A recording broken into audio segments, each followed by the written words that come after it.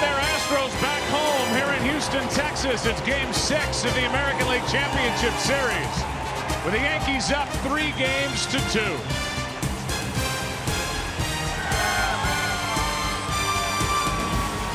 And now welcome inside the broadcast booth, everybody. I'm Joe Buck along with the Hall of Famer John Smoltz. We get set for game number 6. Cannot wait for this rematch from what we saw in game 2.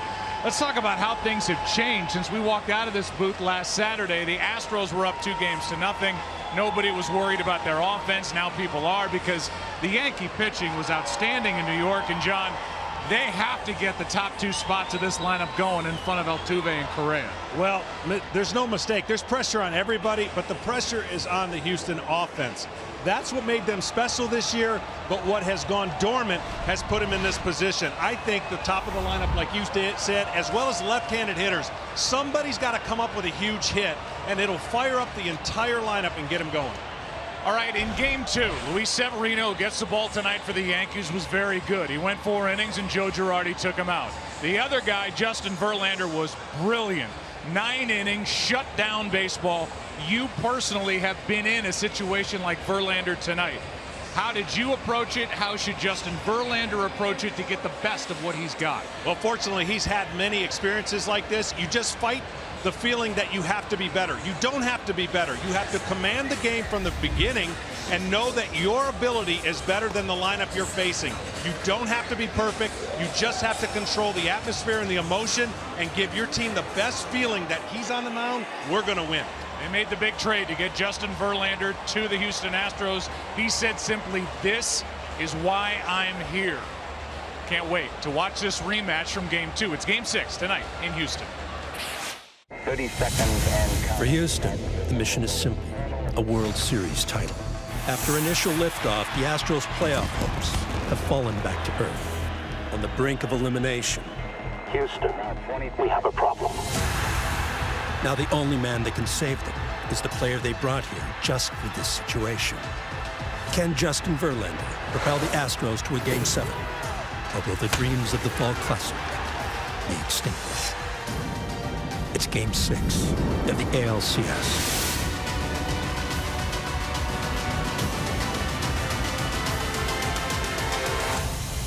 Let's talk offense and let's look back. The Houston Astros, the #1 offense during the regular season. As a team, they hit .282. They were the #1 run-producing team. They have produced only 9 runs in the 5 games played in this ALCS. And that has got to change for Houston if they are to advance. You see the numbers this series. Their average, what they've done with 2 outs, what they've done with runners in scoring position, and the same with RISP and 2 out. Man, it has been a dried up offense, but we'll see what happens tonight. Let's send you down to Tom Bernucci. Thank you, Joe. Well, Justin Verlander threw a career-high 39 sliders in Game 2, all to the same side of the plate. Now, with the help of technology, that has become a weapon. The Astros use a high-speed camera to film bullpen sessions. His old team, the Tigers, didn't have one. He noticed a flaw where his elbow was dropping slightly. Now he's fixed that, as you can see, has tremendous tilt on that pitch. How many sliders tonight? Well, keep this in mind. In Game 2, Verlander showed the Yankees only 2 changeups. And pitching coach Brent Strom told me, don't be surprised if he mixes in a few more to lefties in key spots. Now, how will the Yankees approach Verlander? Here's Ken Rosenthal. Tom, the Yankees actually have 2 things in their favor against Verlander. The probability that he won't be as sharp as he was in Game 2, and the knowledge they gained from seeing him that night. Verlander is a guy who can be really tough, and the Yankees know that, but here they are on the verge of winning or going to the World Series. Alan Cockrell, their hitting coach, told me the plan is pretty much the same as it was against Dallas Keuchel. Be ready to hit. Running up Verlander's pitch count is not necessarily the goal. The Yankees expect him to be out there a long time. Yeah, Kenny and Tom, we know this. He's not scared. He loves this kind of an opportunity. And here's the lineup for the Yankees, and we'll give you what they did against Verlander in Game 2. Gardner had a hit. Gregorius had a hit. Castro had one. Hicks, Frazier. That's it. Completely shut down the New York offense. And We'll see what he has in store for the Yankees here tonight. And then when the sides shift, what Luis Severino has in store for Houston. Glad you're with us tonight on FS1. Should be a lot of fun. Yankees win tonight. They go to their first World Series since they won it all in 2009. The Astros win tonight. We'll see you tomorrow night for Game 7 on FS1. See the 3-1 record in 4 career games with his team facing elimination. Here's Brett Gardner first up.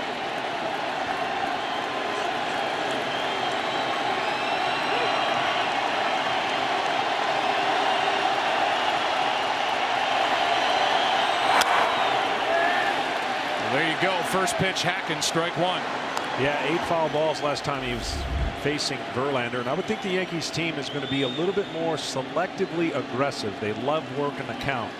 And the biggest challenge for Houston is going to be don't be surprised if your ace gives up a run. Don't be swayed by the emotion of trailing in a game like this.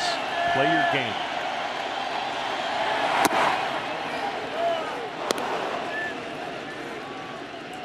Verlander has always had the ability to drive that fastball in there mid-90s. Then when he needs more, even late in a game, he can touch upper 90s. 1-1 pitch.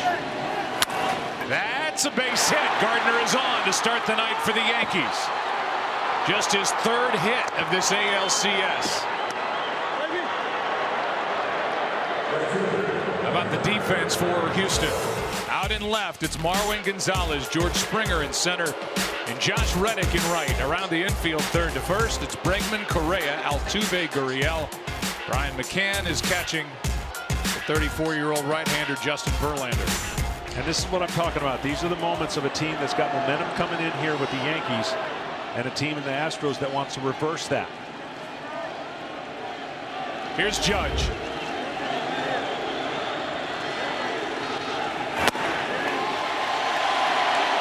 Also first pitch swinging. Strike 1. Judge, a big part of why the Yankees swept the 3 games at home. You see what he's done the last 3 times he's been up with at least 1 on base. Previous matchup, he started Judge with a fastball every time. That is just blistering in there at 96.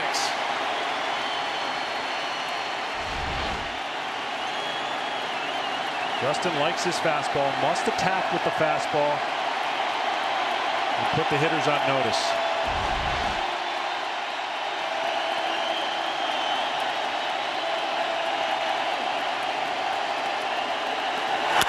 Left side, Correa, Altuve, got them both.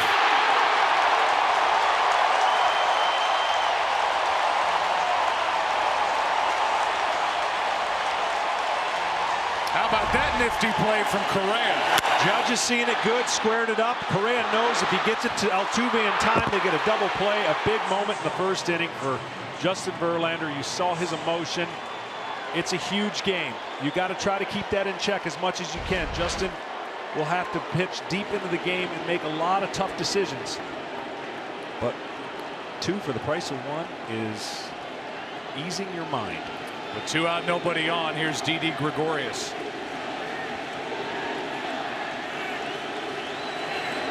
The Yankees on the road this postseason 1-4, but that 1 win was in Game 5 in Cleveland to advance to the LCS, and Gregorius had 2 home runs that night.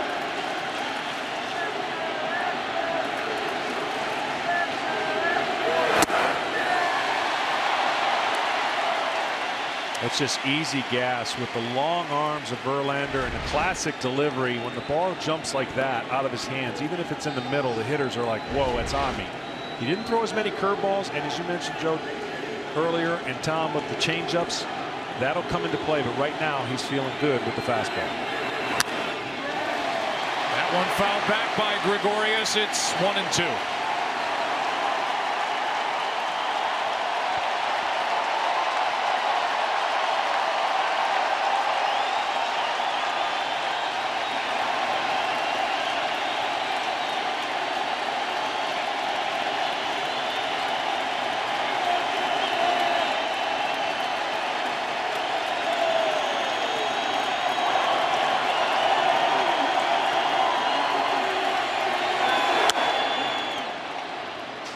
97 from Verlander, but fouled back. In these tight games, of course, there's not much room for error, and you're always amped up. Getting quick outs, quick innings, sitting in between the innings, and letting that energy be a complete relaxed. Save as much as you can when you get out on the mound. Straight up. Bregman. Verlander faces 3 in the first.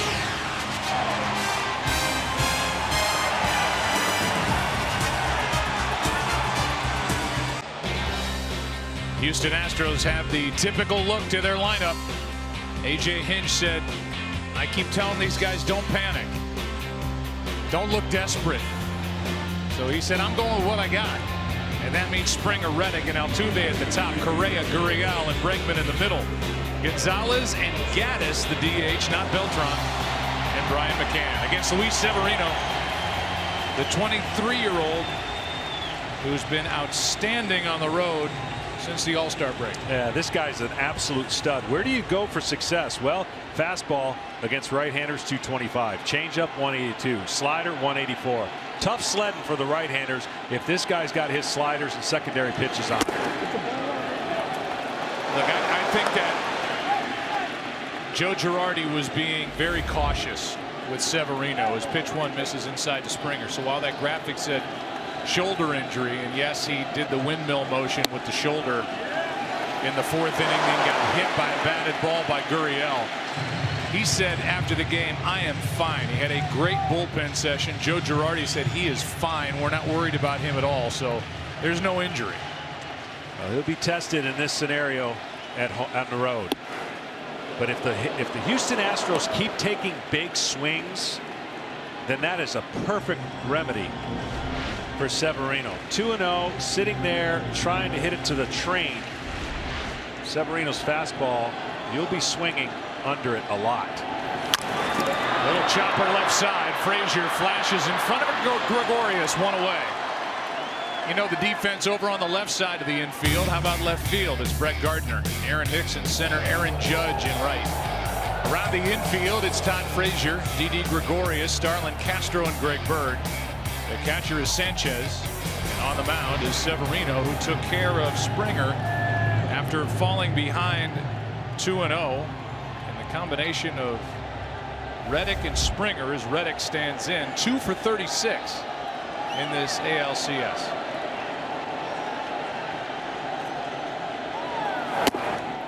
So at what point, John, do you stop looking at the Houston hitters, and Reddick is ticked off that was a strike and not ball 1 high, and start crediting the Yankee pitchers, especially these starters, with the job they've done? Game plan execution on a scale of 1 to 10 is going to be a 9.5. That's how good they've been. There hasn't been a lot of mistakes, and when there is mistakes, the hitters have been in a funk with expanding the zone or not liking a certain call.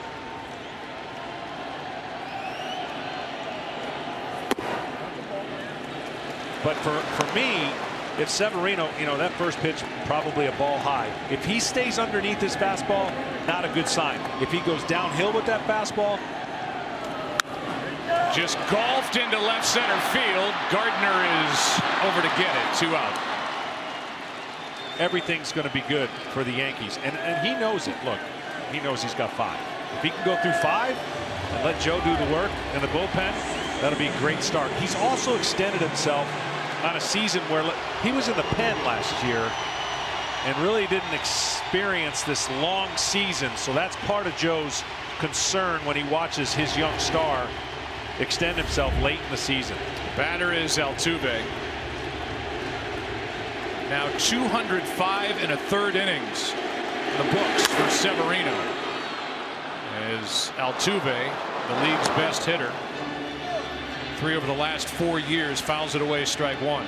See, Altuve, when he's going good, he does not miss that pitch. That's a slider middle, and he fouled it off. 5 out of 18 in this ALCS, and Severino has Altuve set up at 0-2. But just to say again what you were alluding to, previous high as far as innings pitched, under 162. He's over 205 right now, so that's one of the reasons why they're very cautious with this 23-year-old arm. But when he's on, he can be dominant. Ball one. That's it right there. That was a great take. But that's the wipeout slider. Today's style of pitching, this man throws 198, and it's a show pitch because that's the pitch along with his changeup that he likes to go to. Gregorius.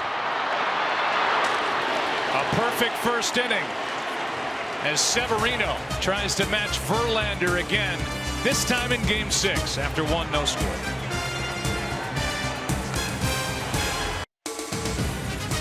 The ALCS on FS1 is presented by Camping World, America's #1 RV retailer since 1966, and is sponsored by Steal a Base, Steal a Taco, only at Taco Bell. And by T-Mobile, this postseason there's a new leader in network. T-Mobile, America's best unlimited network.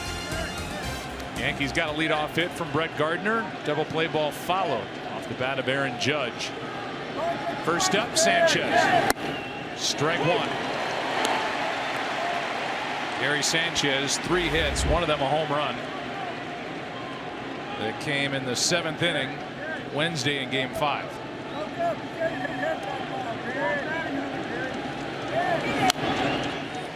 He pitched him so tough last game. Got to strike 1 and strike 2 real quick. And that's the key for Verlander, because most power pitchers, when they get to 2 strikes, that quickly they have 2 luxury pitches to wipe you out with a strikeout.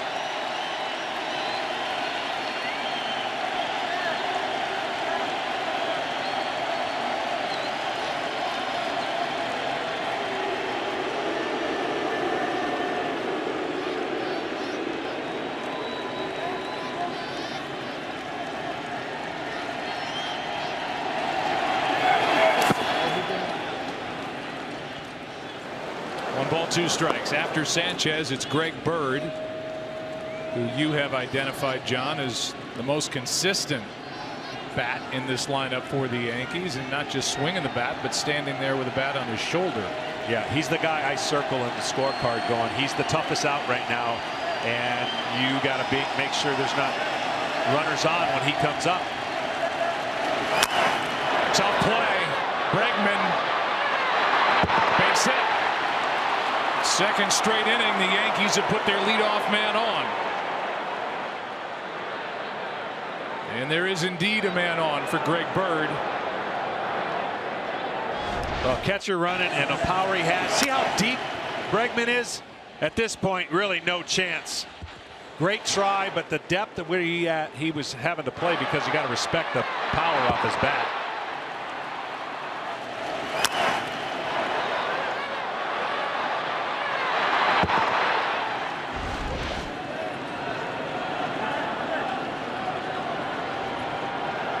Here's Bird. 7 walks. 4 for 13, a home run, 2 RBIs. And he has no trouble with a fastball. That's a ball. Verlander does not get the call on that breaking ball to start this at bat. Yeah, this thing looks about as good as it gets right there throughout the whole zone.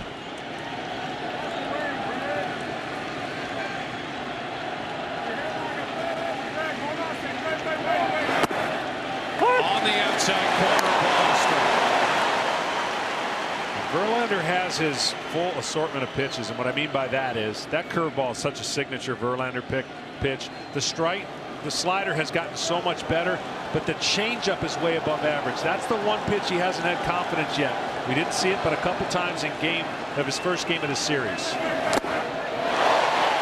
Bird chased it, belt-high fastball, strike 2. Here was the breakdown on how good he had a fastball. 71 of them, then 39. And you see only the 2 changeups. The curveball probably will play a bigger role, I would think, tonight.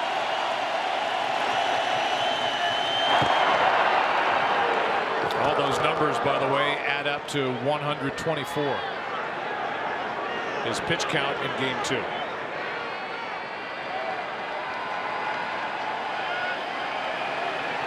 Reason for the breaking ball is the shift.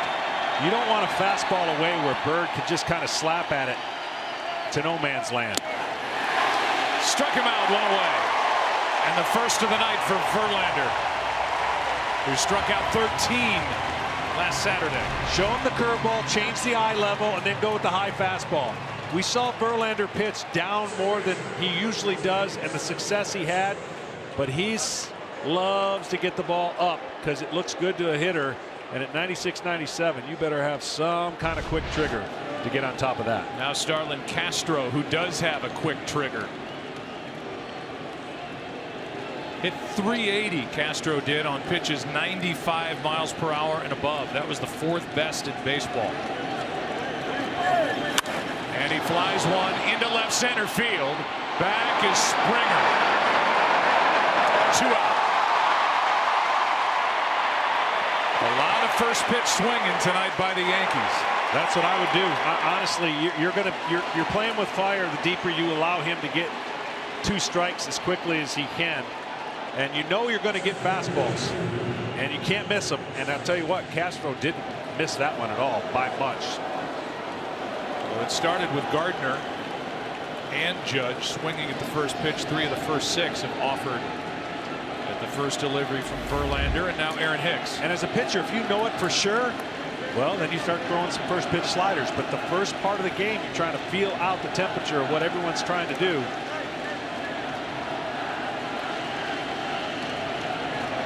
Hicks has been shut down this series by Astro pitching. 2 out of 19. First pitch breaking ball for strike 1.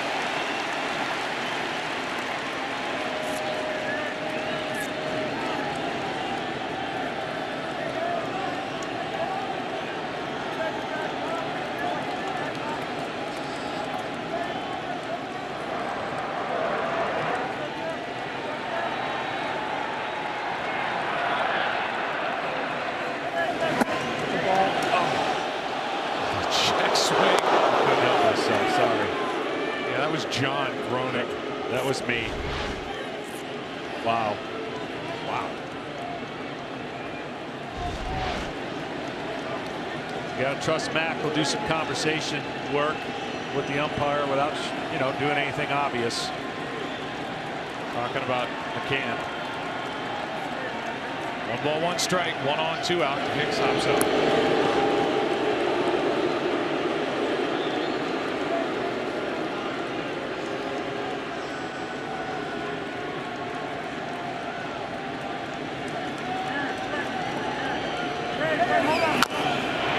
We've seen a couple pitches in this inning alone that have been close. Home plate umpire is Jim Reynolds. Mark Carlson at first.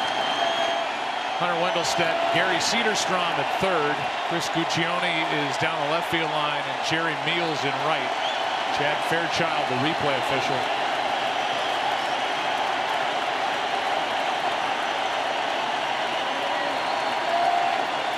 With Jim Reynolds behind home plate, Verlander with a 1-4 record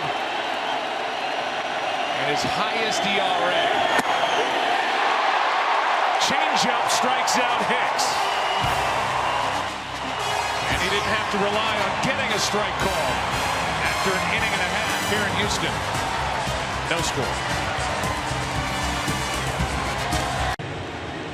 4, 5, and 6 hitters for Houston. No score. Bottom of the second, Correa, Gurriel, and Bregman against Luis Severino.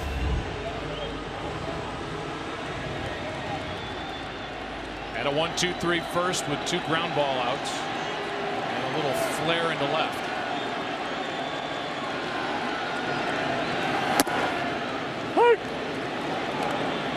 Effortless 98. Strike 1.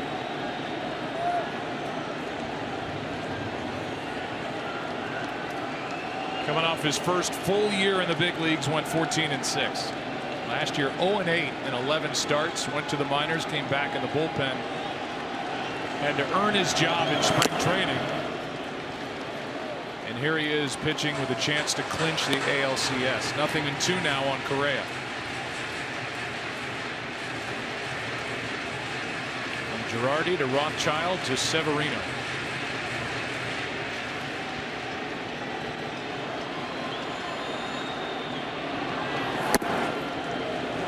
Well, Joe Girardi talked about loving this kid's poise when he first saw him, and the mechanical change he's made is the key to this season's success.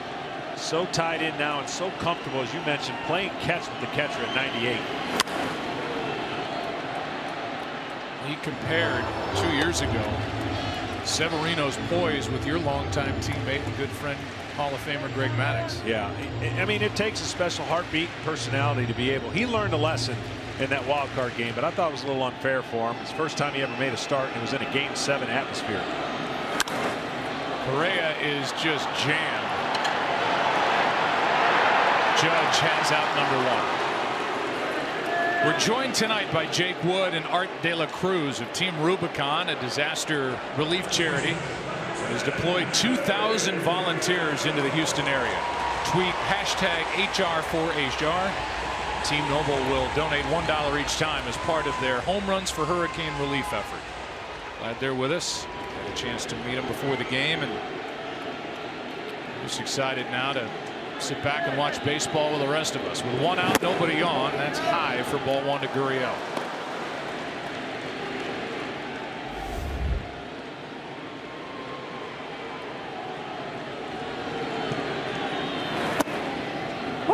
The only thing I see could be potentially a problem for Severino is he's getting underneath his fastball a little bit. Some of those are high. When you get underneath, you flatten out. The velocity doesn't mean as much. And you've already seen some changeups mixed in, so he doesn't have a problem with touch. It's just being able to command one side of the plate with your fastball that makes your slider so much better. What makes him awesome is that slider he throws down and away.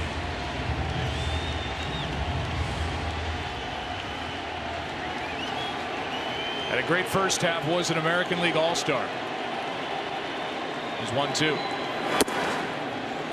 That's not the case for Verlander. Hard to believe with the way he's pitching right now. Verlander through the end of July was 5-7 with an ERA of 4.5. Since 13-1. 2-2. Well, Verlander, it's rare that you could start the season and every month his ERA got better, to the tune in the last month where it started with a 1, about 106. He started at 4.60 ERA, and every month got better from that category. And then, of course, he's turned it on, as has Severino in the second half. Been a much more dominant pitcher. 2-2 to Gurriel. Lays off, full count.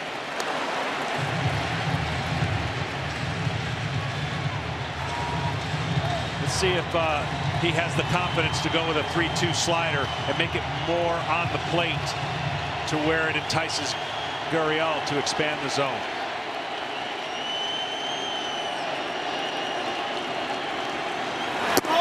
Outside for ball 4. And the Astros have their first base runner of the night. See, and that's easier to track. Even though it's 100 miles an hour, you don't have to make a decision based on it breaking. And this was off the plate the whole time. And Gurriel, good eye. 100 miles an hour. Man. We'll bring in a guy who's on the list of hitters the Astros need to get going. Alex Bregman. Yes, he's young, but he hit well in the divisional series against the Red Sox. Hit a couple of home runs. In this series, he's 2 for 17. They haven't made a mistake inner part of the plate. That's where he loves it. You got to make a mistake in there, and then he'll handle it. That's foul. But if they keep pitching him away and get his perspective and eyes to look out over the plate, then they can jam him. But he is a middle-in, deadly hitter with that short stroke to the ball, especially off of left-handers. He took Sale deep twice in the Boston series. The Astros have only 1 home run in this ALCS. That came in game 2 from Correa. That is foul down the line and out of play. Strike 2.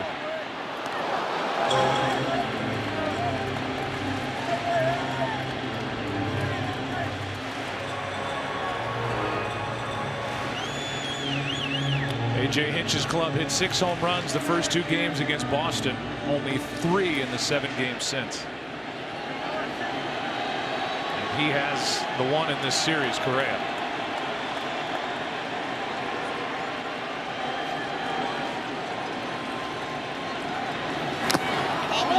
A swing and a foul tip, and that hit the dirt before Sanchez came up with it. It stays 0-2. See right away, Bregman said foul ball. Joe's going to come out and ask if he thought that that ball was caught. But he clearly see it hit the dirt. He'll just ask the umpire. We saw this in the Chicago series, and it didn't go very well. And it was overturned against Joe Madden. But this is not something that's reviewable. This is something every once in a while the umpires will get together and say, hey, was your view different than mine? Did you see anything different based on the ball being caught or the ball going in the dirt? You can clearly see it went in the dirt. So a good call by home plate umpire Jim Reynolds, and the count's still 0-2.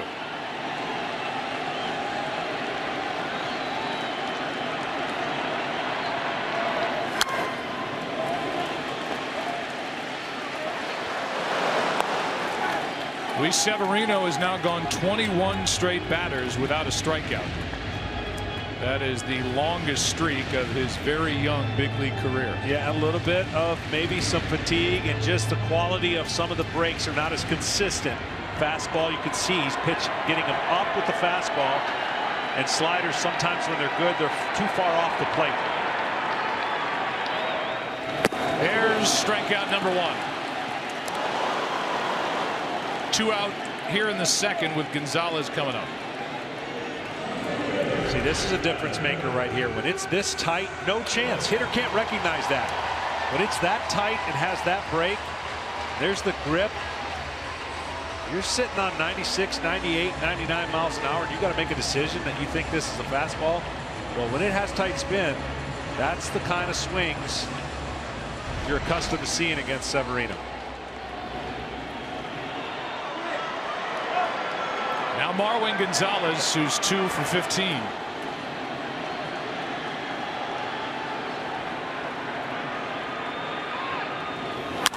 Should end the inning. Out is Gregorius. In is Gardner. Let's go to the third. Game 6, Verlander, Severino. Both are on. No score. Play Ball is MLB's initiative to inspire all forms of baseball and softball participation, making play opportunities available and fun for everyone. To learn more, go to playball.org. Off we go into the third inning. No score. Verlander back to the hill. Frazier, strike 1. I can safely say that Frazier's swing on that 3-run homer has turned this series around, and his ability, even though it may look ugly, he's been a big part. When he scores a run, there's a good success for the Yankees. A lot of success. You want to know the numbers? That would be great. All right, hold on. 0-1 pitch. Frazier was picked up from the White Sox. He has scored 34 runs in the 47 wins he's been around for, 5 runs in the 30 losses. So when he crosses home plate and it counts, good things usually happen for the Yankees. Up and after that pitch, strike 2. Yeah, you saw him smirk there because that's the pitch he wants to stay off of. He loves the ball down. And what you can do with the ball down is go even further down with a breaking ball. Top of the zone, much more difficult for Frazier to extend where he likes and where the power is down. That's foul. When we walked out of Joe Girardi's office, I said to Joe, and this is 4 hours before the game, any early temperature taking on the mood? I know you guys didn't want the off day yesterday because the team was so hot after the 3 wins at Yankee Stadium. He said, we have Todd Frazier. We'll be fine. He is the emotional leader of this team and a guy who keeps it loose. Set up here at 1-2.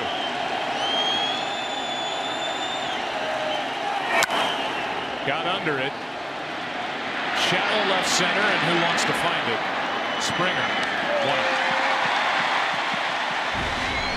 Our Volkswagen Atlas road to the postseason for the Yankees. They have faced some good pitching to get to this point. That's what they did against Trevor Bauer in the Division Series Game 4. And then against Corey Kluber, you see his career ERA against the Yankees. 2 starts, they knocked him around when they took on and beat the Indians. And then Keuchel finally got to him 2 nights ago at Yankee Stadium. Knocked him out before he could get 5 innings under his belt.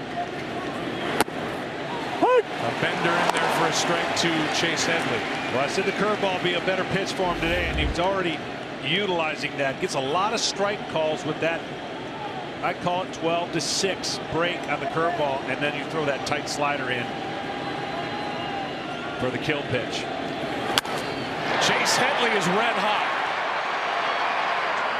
It was hard to believe for a while that the Yankees of all teams, the #1 hitting home run offense, #2 run scoring offense, and just the Yankees in general had a DH spot that was just 0 for.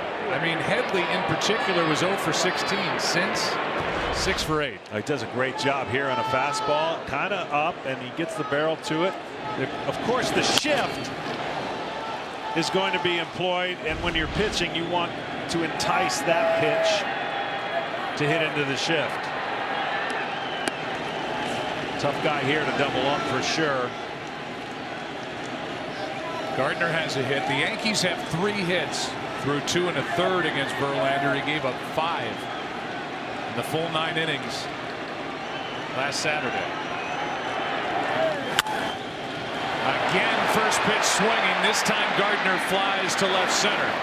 Gonzalez 2 out. I'm telling you, the formula for a pitcher and his heart rate is if you can get soft outs or easy outs, and you're not having to sweat out, diving plays in the outfield or great plays by your defense, that feels a lot better in a game like this.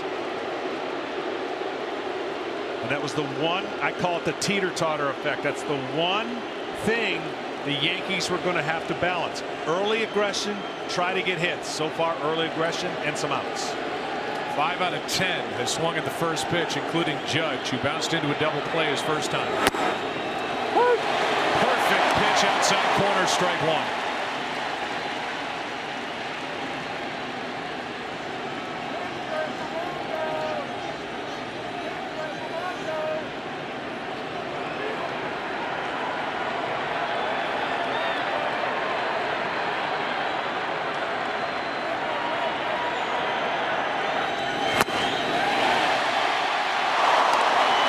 So once you establish the fastball to Judge away in a spot that he really doesn't want it, then you just start picking it apart away with your off speed. He could go up with the fastball here and just keep him honest, but I think you just steal an extra 3 inches on that side of the plate.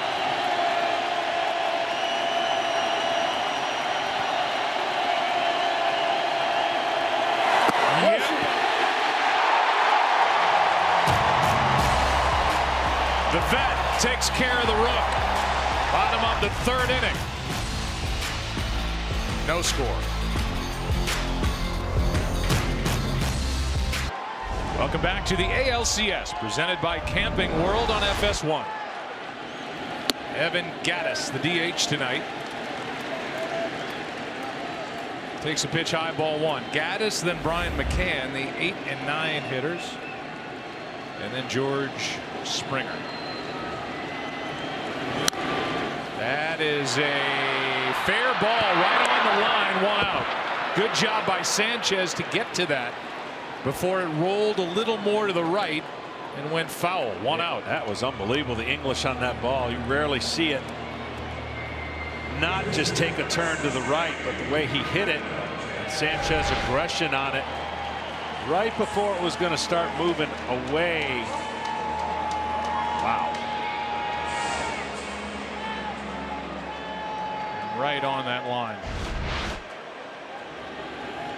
1 out, nobody on. Here's McCann, who is hitless in this LCS.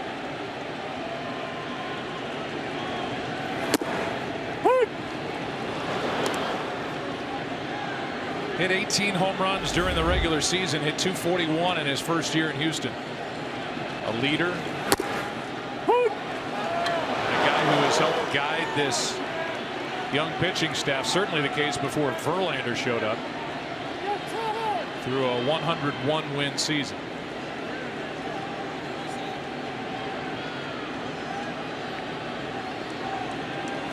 Frazier on the other side of the bag on 0-2.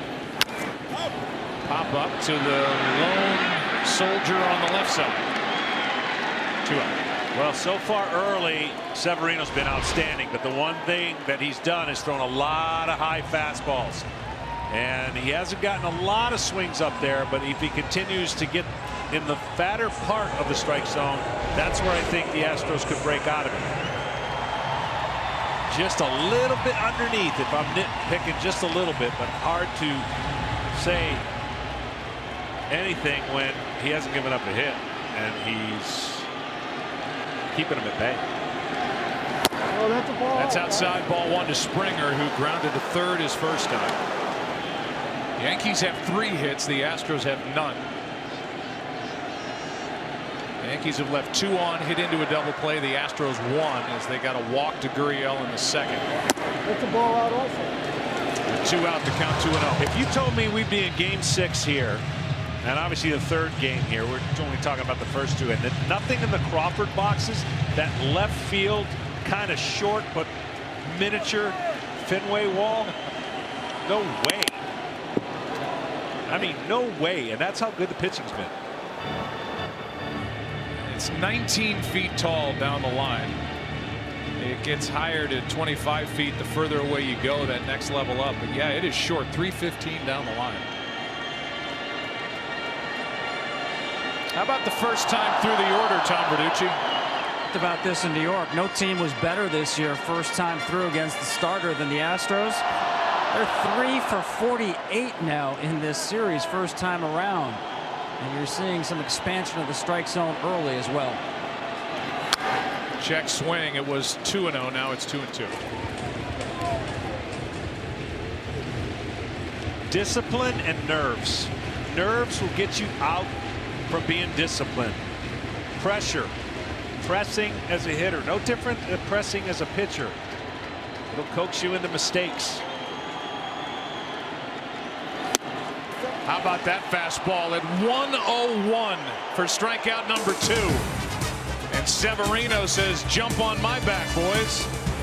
He takes on Verlander scoreless through 3. Win tonight. We'll be back here tomorrow night for game 7 with coverage beginning at 7 Eastern, 4 Pacific on FS1. Of course, if the Yankees win tonight, we'll see you Tuesday night on Fox for game 1 of the World Series in Dodger Stadium in LA. First up, Gregorius, strike 1. If there is a game 7, the Yankees know it's Sabathia, who's been so good this postseason. The Astros to be determined. Charlie Morton, his spot would come around. A.J. Hinch said we are focusing on game 6 right now, and that's it. You know what I'm focusing on?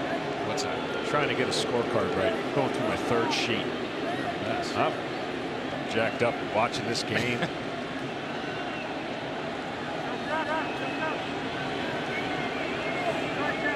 Gregorius popped up his first time. Now Verlander says, okay, you want to call timeout? I'm going to start and stop. And you can't do anything about it.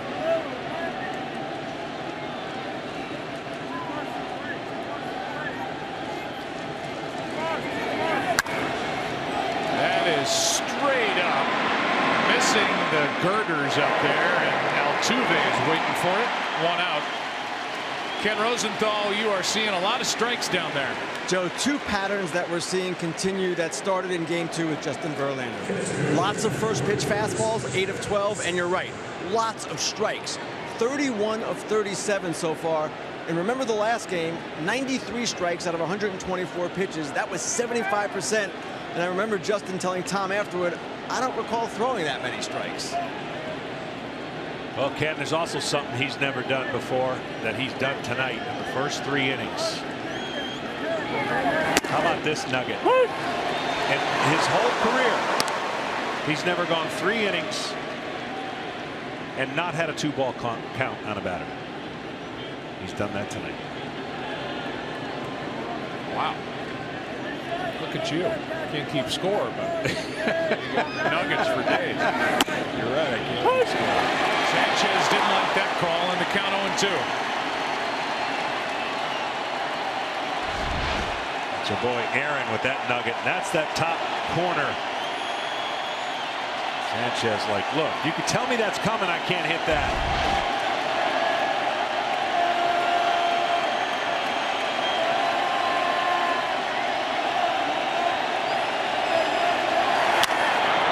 That's foul. Sanchez chopped one up the third baseline his first time and beat the throw from Bregman for a hit. Through 3 innings tonight, 35 pitches for Verlander. 44 last Saturday in game 2, and there's a pitching comparison. Both have been terrific. Well, he didn't like that 2-strike pitch. That's not like Verlander. It was too close to the plate. He will adjust right here, and it shouldn't be anywhere close to the plate if you're going to make the adjustment. That's what you do. You don't want the hitter to have any chance in an 0-2 count.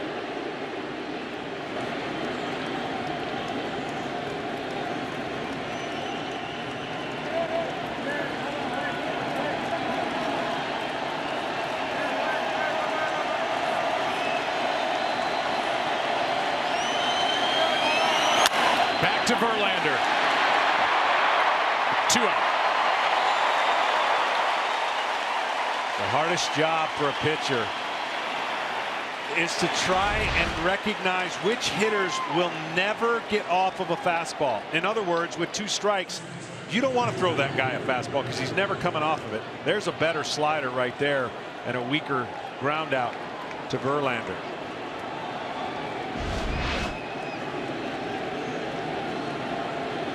With the bases empty, Greg Bird, who struck out his first time on a high fastball.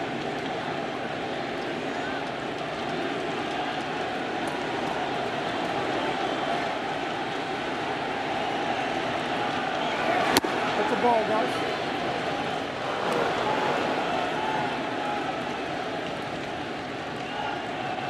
Bird, since the 20th of September, has hit .317 with 7 home runs, 17 RBIs.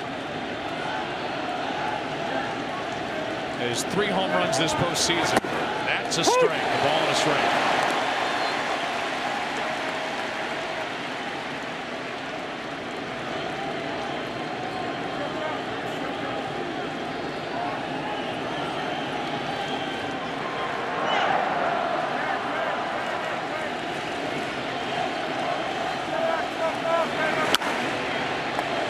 Left side. It just gets out of play. Such a long ways to go. That's about 110 feet from where Bregman, because in the shift, would have been a much easier play to get over there in a traditional third base. But look how far he's got to go.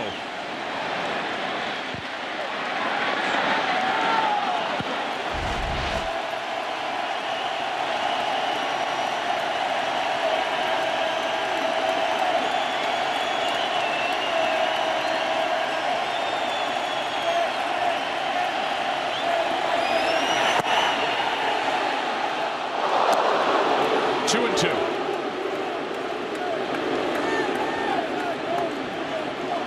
All right, changeup away. He didn't bite. Does he back up with a changeup or go back foot slider? Try to get him to swing over the top of it. Backed it up. Struck him out, 4th of the night. How about changeup? Changeup. How about good pitching in game 6? No score after 3.5.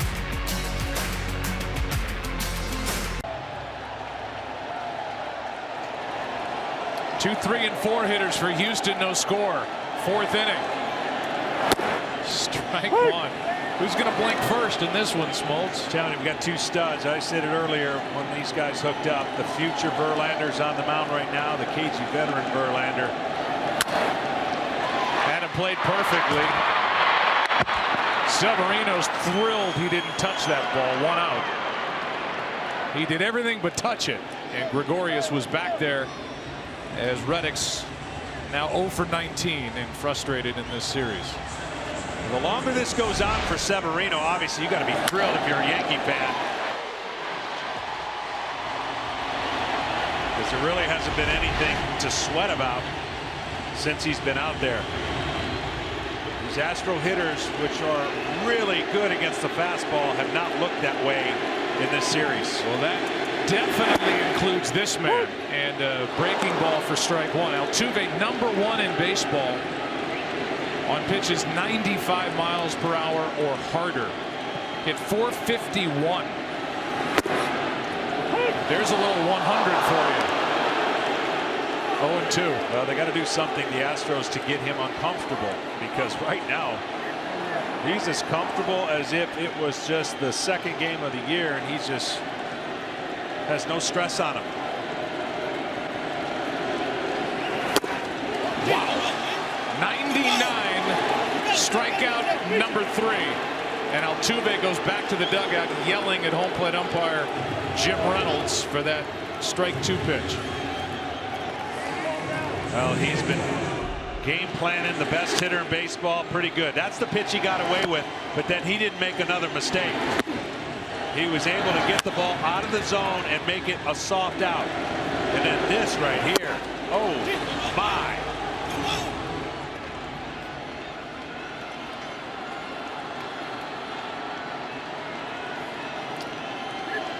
Two out, nobody on. Correa. All 3 games in Houston have been scoreless through 3.5. And in each of the first 2 games, the Astros scored in the bottom of the 4th, which is where we are on a Carlos Correa RBI. Against Severino, it was a home run that just got over the wall and right. An RBI single in game 1 that scored Altuve.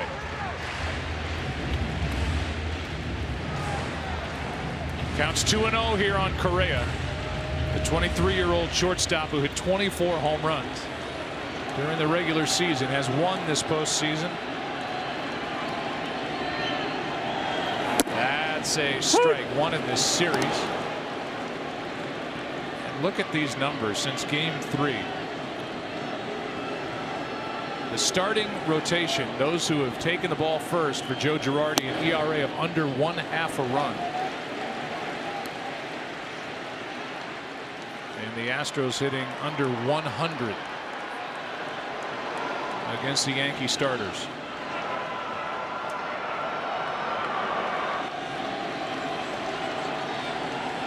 Here's the 3-1 pitch. Full count. Not quite sure. Correa guessing probably and giving up on that pitch early, inviting a 3-2 count. If you look at the ball up and middle, that's a pitch he could have crushed. 3-2. That's going to get down for a base hit in the first of the night for Houston. Hicks a good job to cut it off. And a 2-out single for Carlos Correa.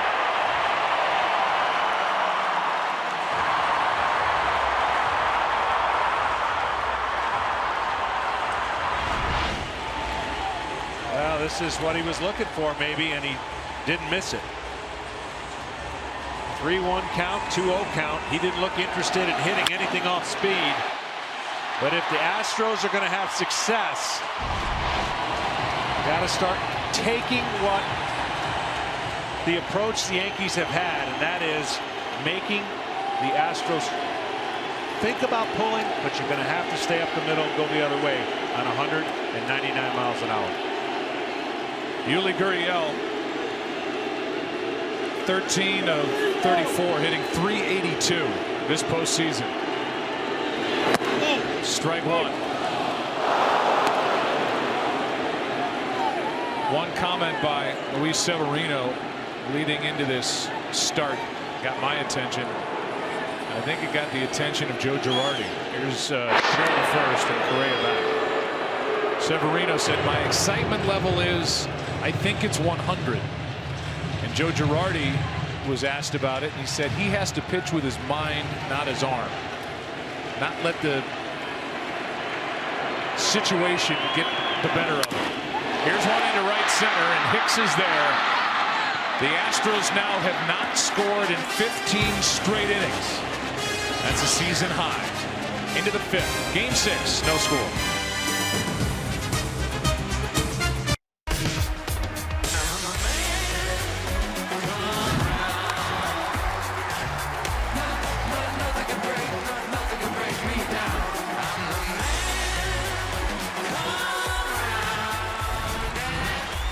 Music by the Killers as we all welcome you back to the 5th inning of Game 6, and he is that.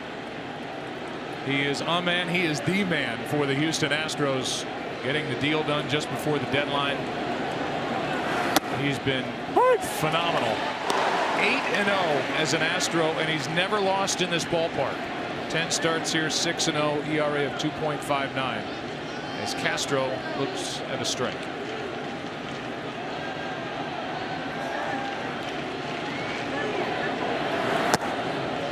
Both pitchers have been unbelievable. 14 batters faced, both of them. Verlander has given up 3 hits, and Severino only 1.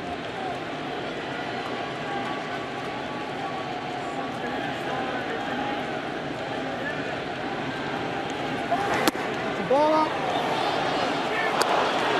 I should have looked at your score sheet before I made that comment. Nervous and trusted mine. Both teams, by the way, in this ballpark hitting 169 in this series. Unbelievable. Dominant pitching. Just that devastating breaking ball down and away, 2-2. Earlier in the year, he's throwing more of a cutter. When he got here, as we talked about, he was able to use technology, see where his arm was and release point, how it altered. Once he saw it, he corrected it, and now it's a true slider.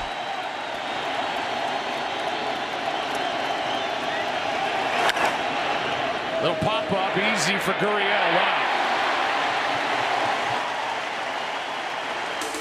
The ALCS on FS1 is presented by Camping World, America's #1 RV retailer since 1966. And is sponsored by Hankook Tire. Chase down your passion, never halfway.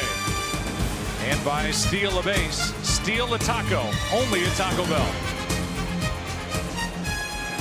The beloved Craig Biggio, a Hall of Famer.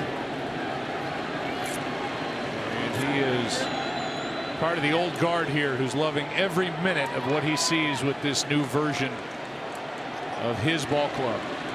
Good to be able to catch up with him before games. And his son playing well in the Blue Jays organization. 1 out. Nobody on. And by the way, Craig came up as a catcher, moved to second base, center field too. His boy is a second baseman and can hit. That's up and away. Hicks didn't offer it the pitch, ball 1.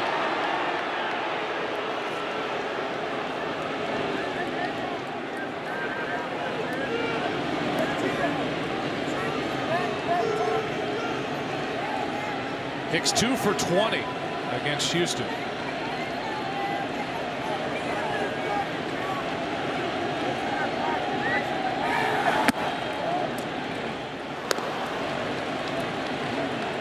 There it is. 2-ball count. Second time that's happened. He did it with Bird and eventually struck him out. 2-0 on Hicks. And 2-1.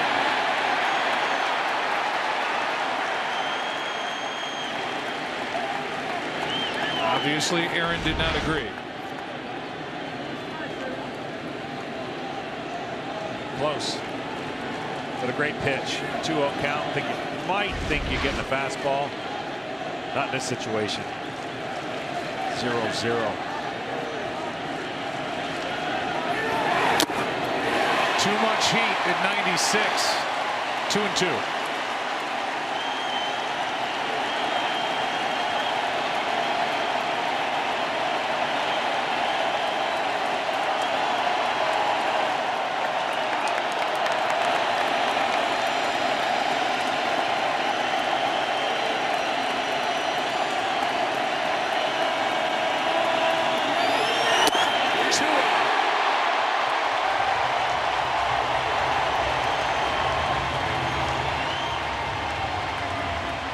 Five strikeouts on the night for Justin Verlander. That is just staying behind it and letting it eat. That is a fastball that, because of the way he throws it, I know it says 96, but it appears at 100. to the hitters. He's got legs and arms coming at you. Frazier fouls it back, strike one. Frazier had a couple of decent swings against Verlander back in the third, ended up flying out to center. See what he's done in this ALCS. 4 for 17. One of the 4 left the ballpark into right to get the scoring started in game 3.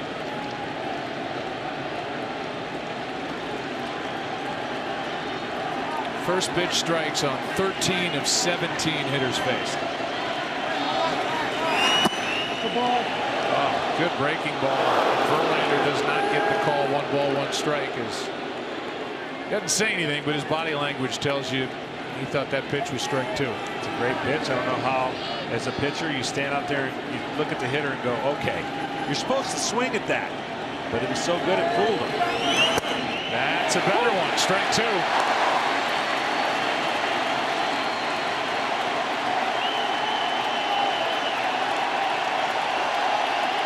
Speed him up, slow him down. Does he speed him back up with 2 strikes and a high fastball?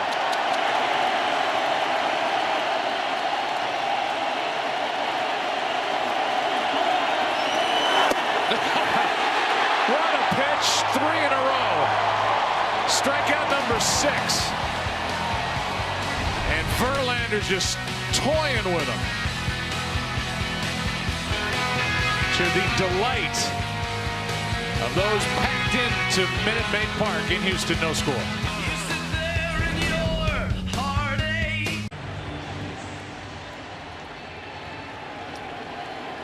Six, 7, and 8 hitters for Houston, still scoreless. Bregman first up, struck out his first time, takes a ball.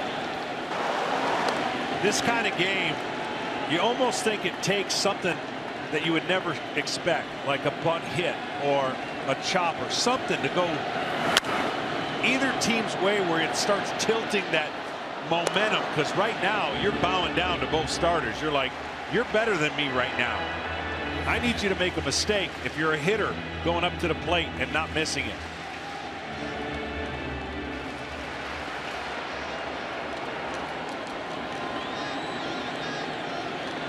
One pitch. 56 pitches for Severino, in case you're worried about that. 61 through 5 innings for Verlander.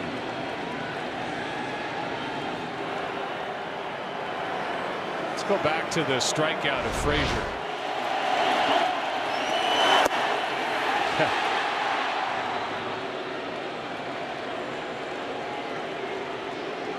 Try it anyway.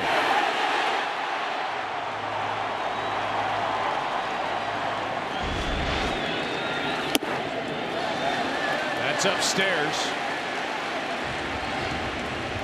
3 balls and a strike. Bregman struck out his first time after the 1-out walk to Yuli Gurriel.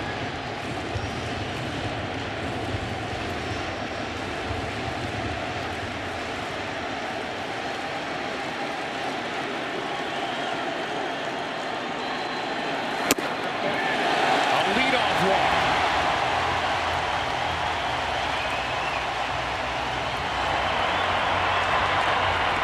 Home runs mean more this postseason as T-Mobile is guaranteeing at least $1 million for hurricane recovery efforts, with every home run hit worth $10,000. Help break $1 million by including #HR4HR in your tweet. T-Mobile will donate an additional $1 each time. To speak to the dominance of the Yankee pitching, the Astros have not had a multiple hit inning since Chapman in the 9th inning. They didn't have one in New York. Tough to score that way. Here's Marwin Gonzalez. Strike 1.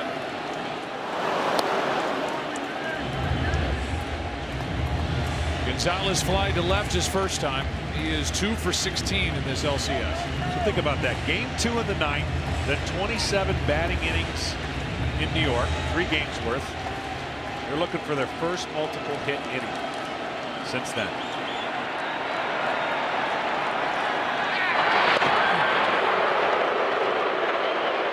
Not much much of a lead by Bregman. There hasn't been much running in this series really at all. Bregman stole 17 bases during the regular season. None and no attempts so far this postseason.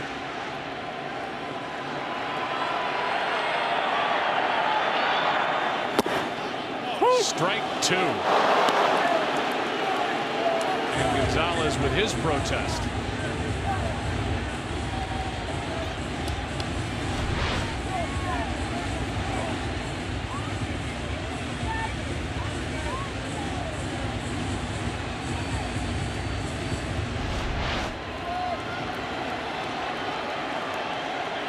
Bregman anticipates, or should anticipate, the ball in the dirt, especially with 2 strikes.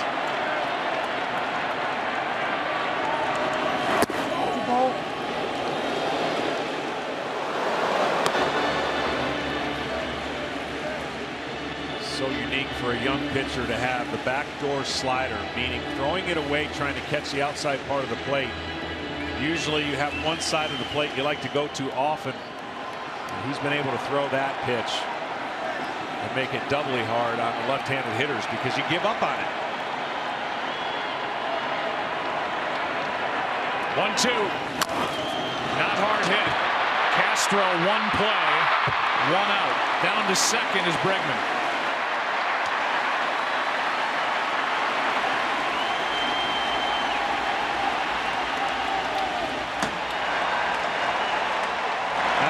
But a productive out. At least they had their first opportunity. First time a runner's been at second base in this game. 1 out for Evan Gattis. Managerial switch. It wasn't Beltran tonight, the DH. He said one of these 2 guys has got to get hot. One of them's got to get a big hit, and he wants it from Evan Gattis right here. Yeah, he does, and he wants it to left field over that wall because that's where Gattis can go. High ball. High velocity gives him problems.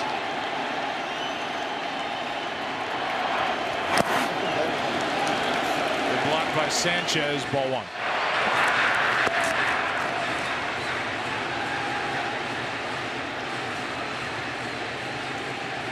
The 27-year-old Gregorius is going to come in and calm down the 23-year-old as the 24-year-old joins him out on the mound. Tomorrow on Fox, number 5 Wisconsin hosts Maryland at 11:30 a.m. Eastern, followed by Baker Mayfield and 9th-ranked Oklahoma taking on K-State. That's tomorrow on Fox and streaming live on Fox Sports Go. Every game is everything. That discussion right there with the middle infielders, especially Didi. You're watching Bregman. If you're an infielder, trying to see if Bregman is helping the hitter with location or anything that he sees, because once you get to second, you see what the pitcher sees and the catcher giving the signs.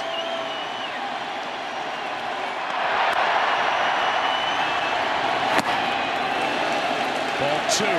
And the reason that's important is if a hitter knows the location, you can eliminate some pitches. So in other words, if a hitter knows that the pitch is coming inside, chances are that's going to be something firm, a fastball. You're not going to throw a front door slider.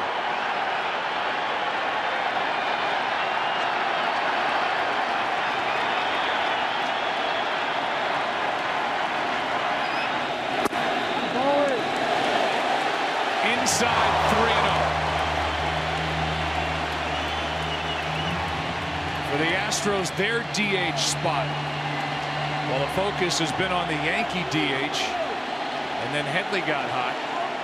Astros DHs are 1 for 18 in this series. And you cannot give in on this 3-0 count. McCann on deck, base open. Do not just throw a fastball thinking he's taken. 2 walks in the inning, 2 on, 1 out. So that was a changeup. He's gone to a changeup to right-handers behind in the count. He did it twice to Correa. He did it twice there to Gattis. This is a changeup that just kind of floats in and easily to read out of the hand for Gattis. McCann has taken a lot of pitches, especially first pitch. At some point, he's got to change his game plan and be on attack mode right here, first pitch. Even though it was a 4-pitch walk, this would be the time to see a pitch in the area you want and let it go. That wasn't it, because that was paid away, and McCann was even going to say, I think that's a ball.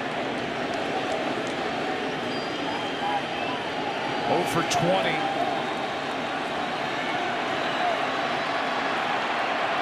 His last 20 at bats is McCann. Set up at 0-2. Wow, that's tough right there. Good pitching, but tough on McCann on 2 pitches that he's not going to be able to do anything with off the plate.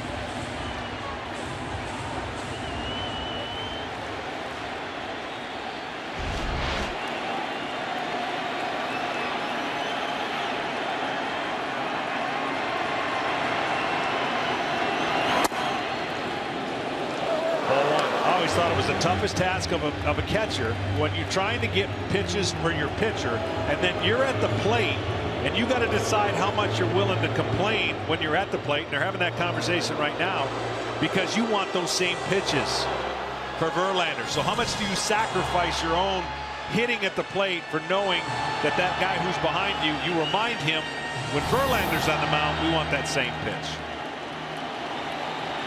A.J. Hinch talked about the importance of getting the lead tonight. A chance here, 1-2 pitch. 2-2.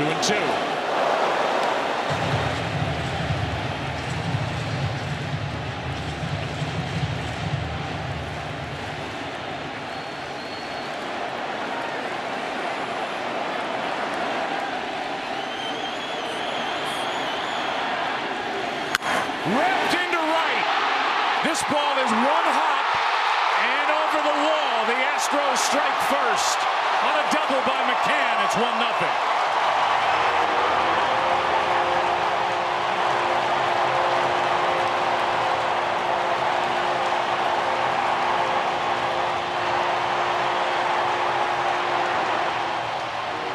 Well, McCann was patient. The first 2 pitches he couldn't do anything with. That's a ball, but he called it a strike.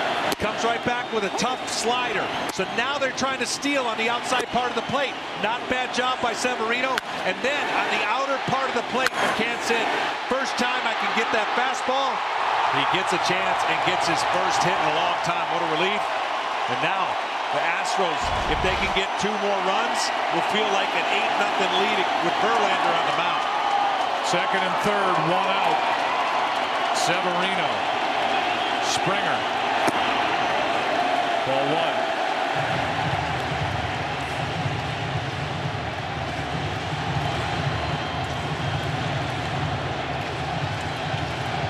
It really wasn't even a mistake by Severino. The 2 walks were on close pitches with the exception of Gaddis. McCann just hit a pitcher's pitch.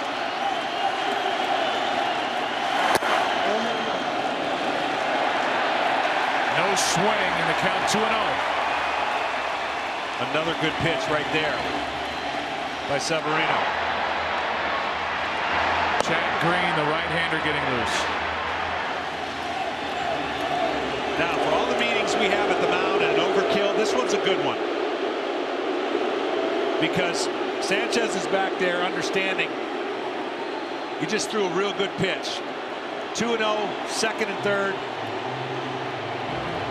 You don't have to give in right here. Even though Springer is struggling, it's not the end of the world with a base open and a guy who's been struggling just as much, Reddick, on deck. So the last pitch is really good to Springer. He thinks this is a good pitch, and it is. But 2 things didn't happen. 1, it wasn't called a strike, and 2, he didn't swing.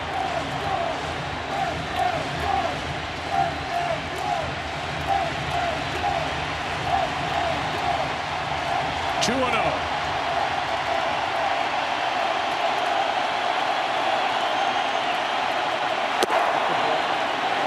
Three balls, no strikes.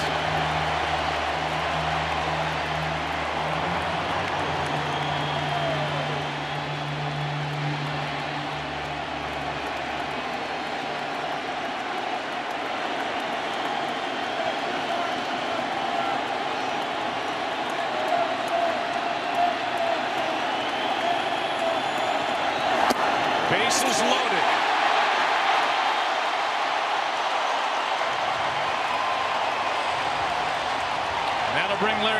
Rothschild, the pitching coach, out of the dugout. So earlier I said the only thing to nitpick Severino was the fastball getting underneath, missing up. It's come into play here in this inning. So he's missed up. And what that does when you miss up, it's easier for the hitters to recognize that the pitch is down, breaking away. You might be able to lay off because it's too big of a variance.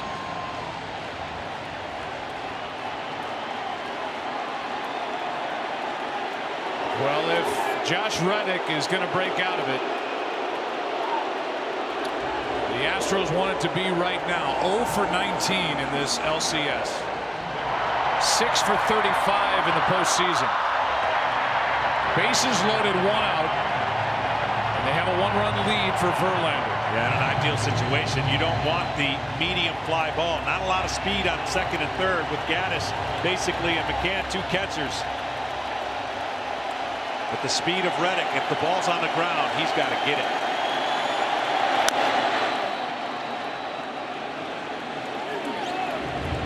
I think he was expecting first pitch to have a wrinkle on the end of it, strike 1, as he fouled it off his leg or foot. And it caught him just behind that shin guard he wears on his right leg.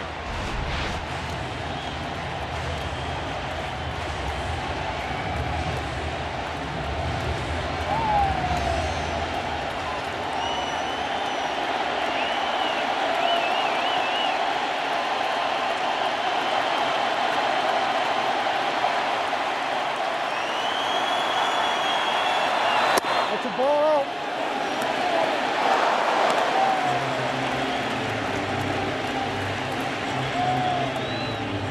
Only 1 hit in the inning, but 3 walks and a run is home. This is closer to what the Houston lineup has made pitchers pay for, in the sense that they have not expanded the strike zone in this inning, and the benefit has been walks and a timely hit.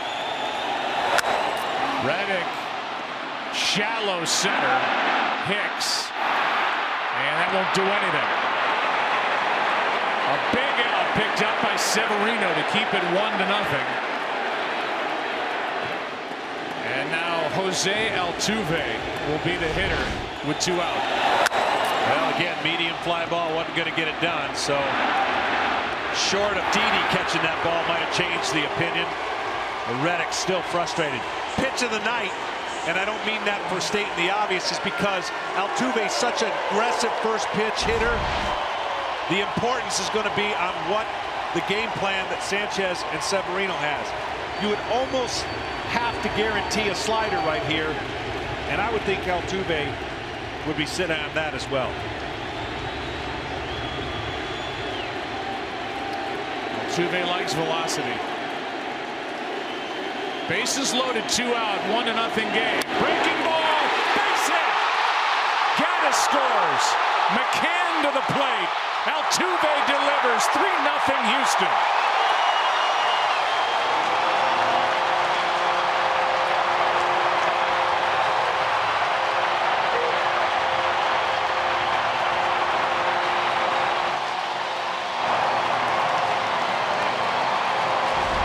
And that's exactly what Altuve got, is a hanging slider. He went up there looking for it, and the key is he didn't miss it, and Todd Frazier almost got it. When the Astros need a big hit, they call on him. Jose Altuve has made it 3-0. Severino is out. Chad Green coming in. The Astros lead in Game 6 by 3.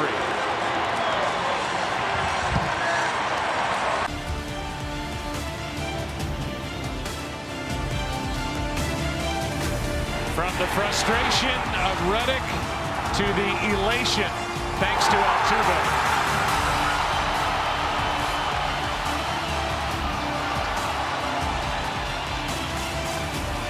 And their little leader just made it 3-0 Houston.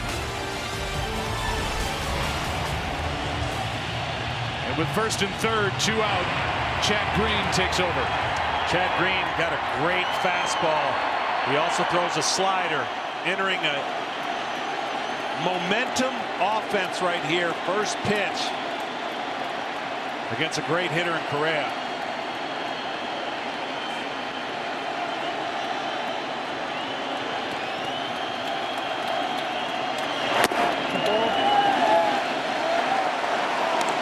Fastball down for ball 1.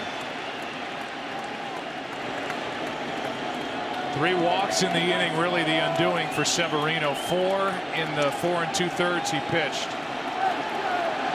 Allowed 3 hits. 3 runs so far.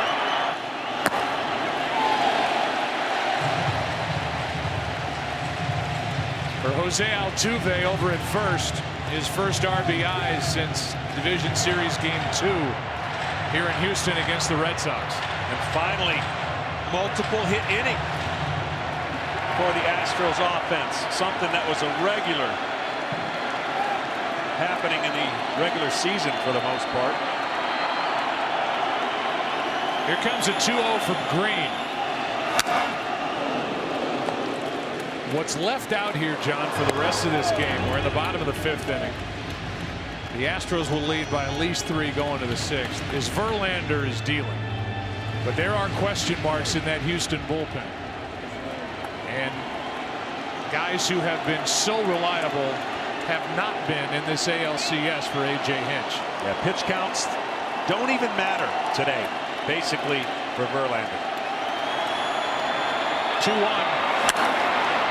With Altuve running, this ball is hit straight up into the air. Castro has it. The inning is over, but a big one for the Astros facing elimination in Game 6. 3 runs for Verlander. Into the 6th we go. And welcome back to the ALCS, presented by Camping World on FS1. The guys with the RBIs, Altuve on the right, and for McCann has doubled his first postseason extra base hit since 2010 Division Series Game 4 when he homered off Bumgarner and the Giants. That drove in the first run. Altuve hit a hanging slider for a 2-run single into left. And now Verlander, who had to sit, happily so, for just under 28 minutes while his teammates got him a lead, gives up his 2nd hit to Chase Headley, who's all of a sudden the hottest hitter in the Yankee lineup, and the leadoff man is on for the 3rd time in this game for New York. Well, when you pitch a game like this, you tell yourself as a pitcher, do not pay attention to the scoreboard. 0-0, 0-0 the whole way. But when you get 3 runs, the very next inning, you've got to shut down the other team. So this is a difficult inning, even though he's been giving an opportunity for some mistakes, but you don't want to think that way. And Justin Verlander's been in enough of these games where he understands putting a 0 squelches anything that the Yankees can do to feel like they're right back in it.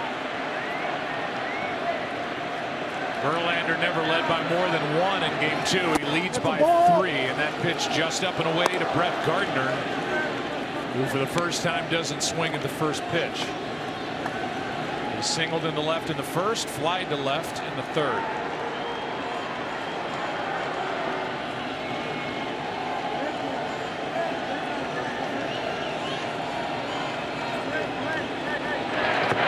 Early in my career, I'd make mistakes in games where, oh, okay, now I can give up 2. You can't think like that. It's easy to do, though, especially when you sit down there and you get out of your rhythm. When you're in a 0-0 game, it seems like you're pitching every 3 minutes because no actions happen. 28 minutes on the bench, rewarded with 3 runs. Gardner gets under it, skies it into shallow center. Out goes Correa. 1 on, 1 out. And the batter will be Judge.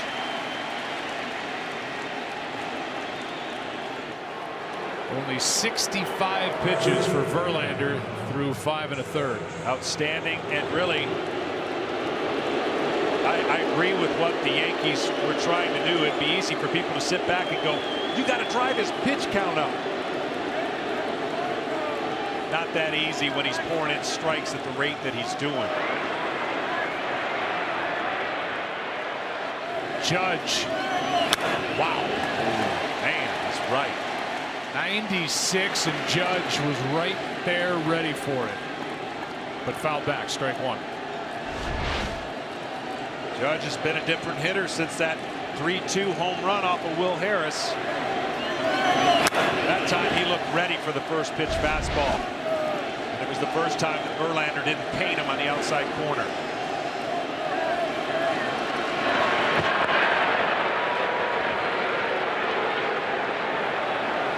We were watching BP a little bit. First of all, you just can't imagine where Judge hits half the baseballs in BP, but he was trying to hit one way over the train on that one.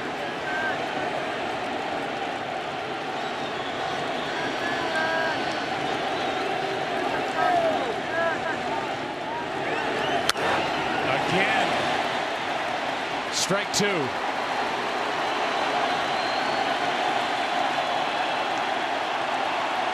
Big difference for the baby bombers, as they call him, Aaron Judge. Their road numbers on the left. Gary Sanchez, their home numbers on the right. 5 of their 6 combined home runs have been at Yankee Stadium. 0-2. That's a great pitch. And the reason that's a great pitch is it's telling him he's not afraid of his fastball to go to Judge, but he just changed the eye level. And when you change the eye level of a guy who's been on your fastball, that's all it takes. See that first move that he makes with his upper body? Now you can throw a breaking ball off of that pitch.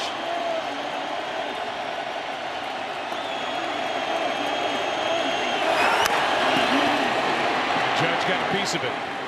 That was what Verlander wanted, because that was a recipe for a ground ball or a swing and a miss.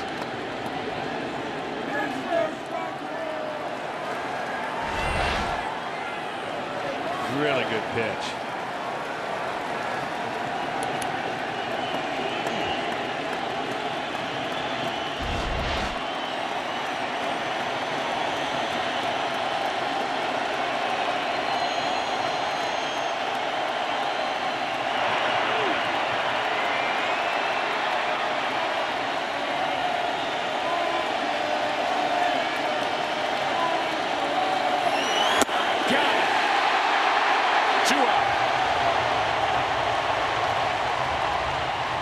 So the way that they've been pitching Judge, you would never anticipate he was going to see this many fastballs. But a great job by Judge, almost getting that one. He comes right back with another one. And then that changed it a little bit, as long as this pitch. And that's all it takes to get him a little bit off the fastball, a little bit in between. Great job by Verlander.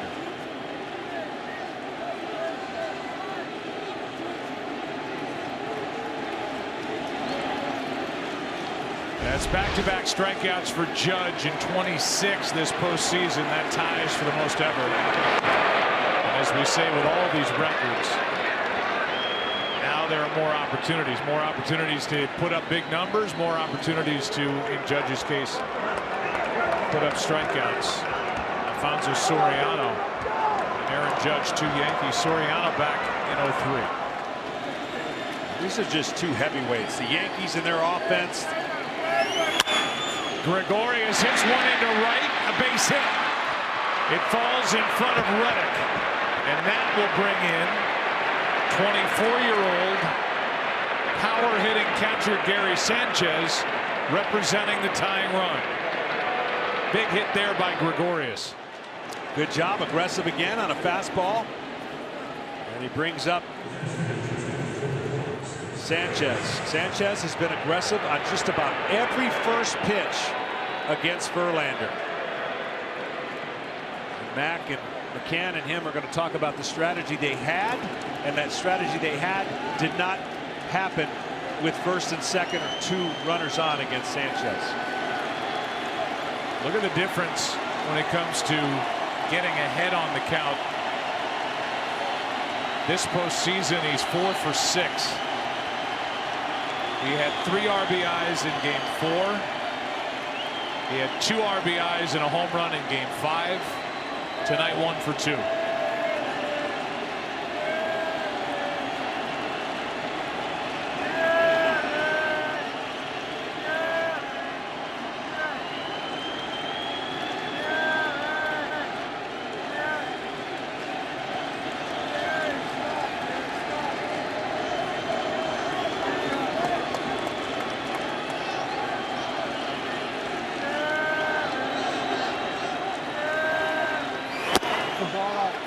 ahead on the count, 1-0.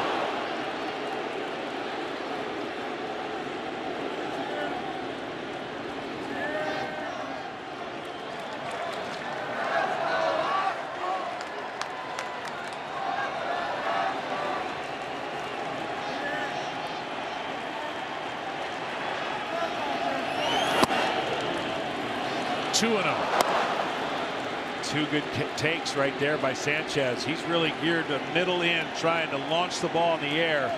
2-0 pitch here. Almost feels like you got to throw him a slider. 36 home runs all in for the year. 33 plus 3 in the postseason.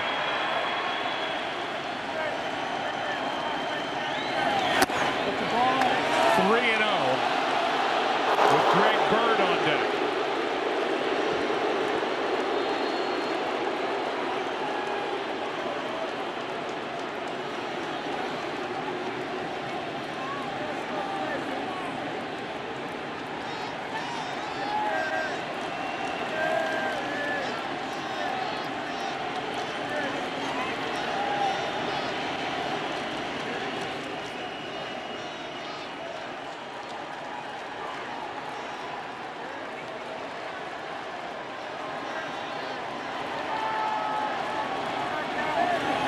A check swing on 3-0. Correa inning over. They turn Sanchez loose. And he grounds out. 6 shutout innings put up by number 35. And the Astros lead 3-0.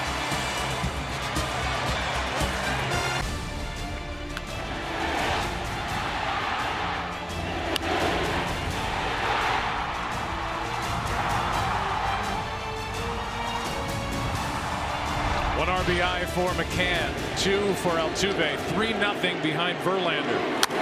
Yuli Gurriel against Chad Green, strike 1. Bottom of the 6th. The mood has lightened considerably down in that dugout. A tension-filled first 4+ innings. But a 3-run 5th. And they have their horse on the mound. Strike 2 on Gurriel. Yeah, and the problem still, as much as they like the lead, you've got to put the Yankees away. Their offense is relentless, and they grind out, as you saw in that last inning. Right after the team gave up 3, they were a swing away from tying it up. The problem is, it wasn't a swing out of Sanchez. We'll show you exactly what Verlander was able to do on that 3-0 count to Sanchez. Gurriel. Oh, that's a ball. 2-2. Gurriel, then Bregman, then Gonzalez. Green stranded 2 inherited runners in the 5th. Starts it with Gurriel in the 6th. Starts it with a pop-up. Shallow center. Hicks. 1. Let's go back to that Gary Sanchez at bat.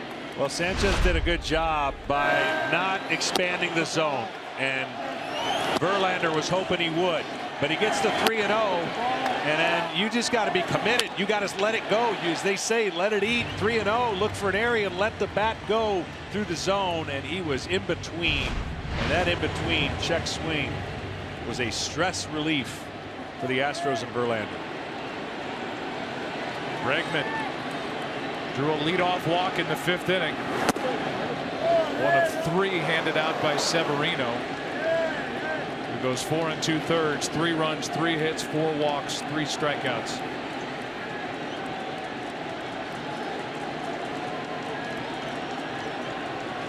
On the hook right now. Here's a 1-0. You know, this year coming in, Severino against Houston in 3 starts, 0-1 record, ERA of 7.71, and they hit .340 against him. Against everyone else, 15-5, 2.84 ERA. They hit .201 against him. So the Astros, no, they didn't knock the cover off the ball tonight. Kind of had his number. Bregman flies one into left for Gardner. 2 out. Home runs mean more this postseason as T-Mobile guarantees at least $1 million for hurricane recovery efforts. With every home run hit worth $10,000, help break $1 million by including hashtag HR4HR in your tweet. T-Mobile will donate an additional $1 each time. Well, part of that success the Astros had against Severino is making him throw strikes with his fastball, or being able to pound those off-speed pitches and not expand the zone. The Astros do that about as good as anybody. They control the strike zone as hitters until the Yankees determined and changed their approach. The Yankees have been doing a fantastic job throughout this entire series.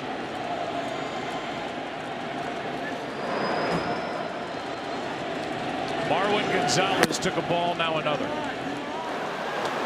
In the 7th against Verlander, it'll be Bird, Castro, and Hicks.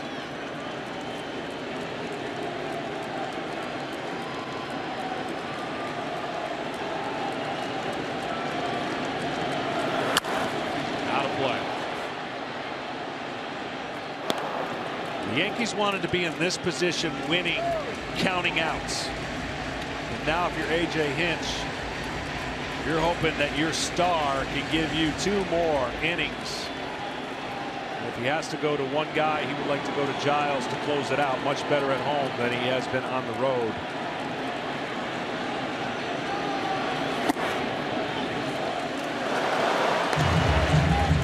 Three and one.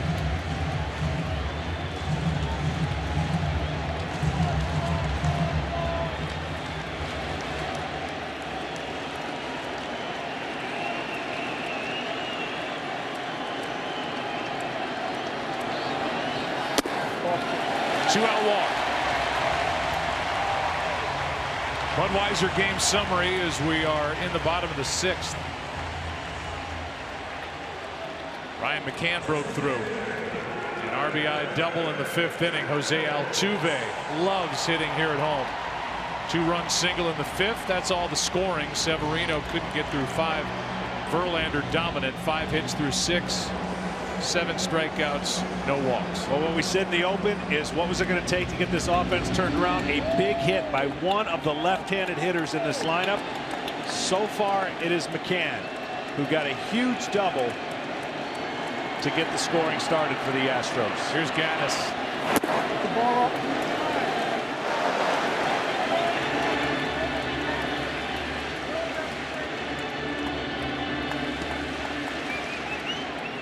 Gaddis drew a walk in that 3-run 5th.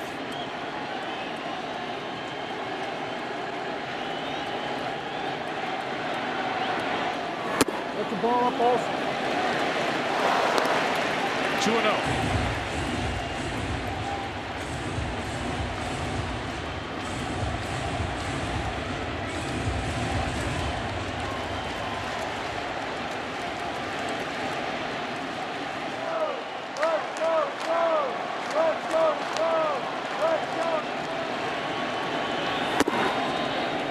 The Astro players were talking about how loud it was at Yankee Stadium, and it was.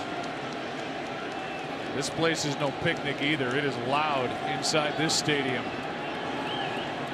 for a team that has been building the last few years and broke through with 101 wins this year.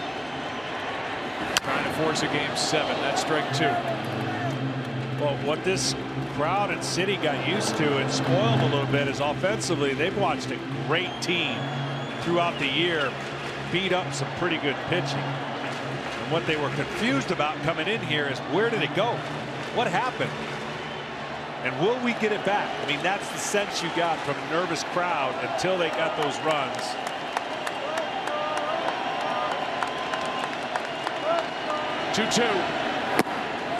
Well, you think about it, coming into this game, hitting 147 in this ALCS after hitting 282 during the regular year. They still have only 3 hits in this game, but they've been handed 5 walks. And that's what they're more accustomed to. The 5 through 9 hitters for the Astros coming in, 9 for 76. A swing and a miss. Gaddis strikes out on a 3-2 pitch from Chad Green. That sends game 6 into inning 7. Bird, Castro, Hicks coming up. 3-0 Houston.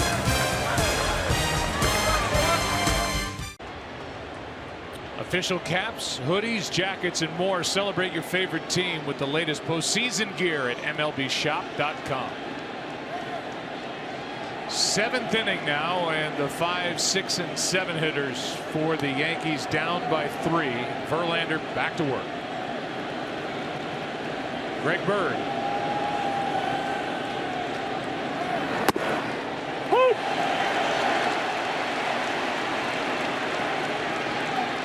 Only 76 pitches for Verlander. You can't pitch this guy any better than he has the first 2 times. Struck him out each time in the 2nd and in the 4th.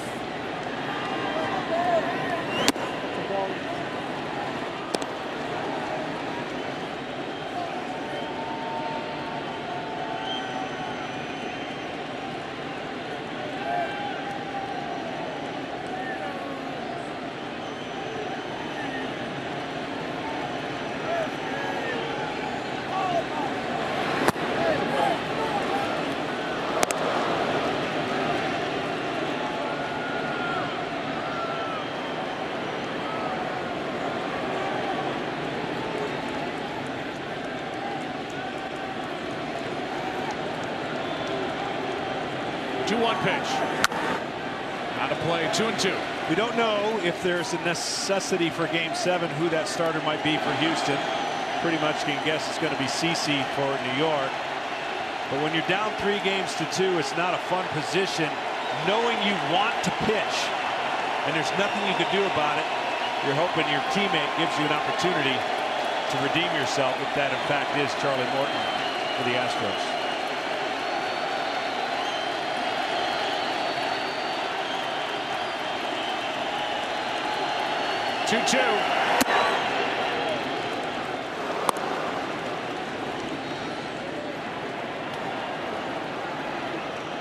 Matthew is so good in Game 3. Went 6 no runs, 3 hits, and an 8-1 win. 3-2 here is high and a leadoff walk. That's the first walk handed out by Verlander here tonight. The type of game that Verlander's pitching reminded me of one of the greatest games I've ever seen pitched, and that was Steve Avery in Game 6 on the road against the Pirates. 0-0 in the 9th. We win it 1-0. I get a chance to pitch Game 7. I wanted to throw up the entire game watching it, but that's what Verlander's trying to do. He's trying to keep it at zeros, not have any hope, because I mentioned the Yankees, much like they did in Game 4, turned it around and rallied and came back and flipped this series, really. It was in this inning that they got on the board in Game 4. That's a breaking ball for a strike. It was a home run by Aaron Judge that chased Lance McCullers Jr. Then a triple, then a sac fly, then 4 runs in the 8th, and a 6-4 win. Different story tonight against Verlander.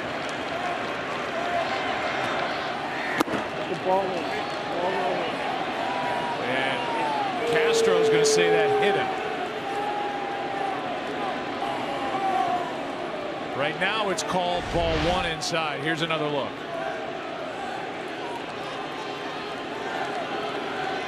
Now that got him. Got him on the wristband. Yep.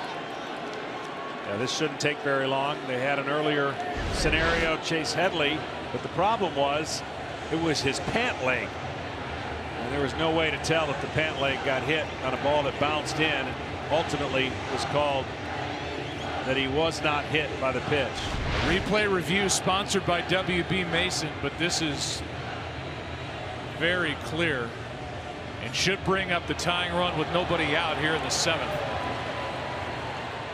Even the crowd can't really react. They show it on this massive board here at Minute Maid Park. All right, well, if you're Justin and you understand that there's probably going to be 1st and 2nd, nobody out, it changes your focus. You just try to avoid the big inning. Todd Frazier will be up. And there's a call, hit by pitch.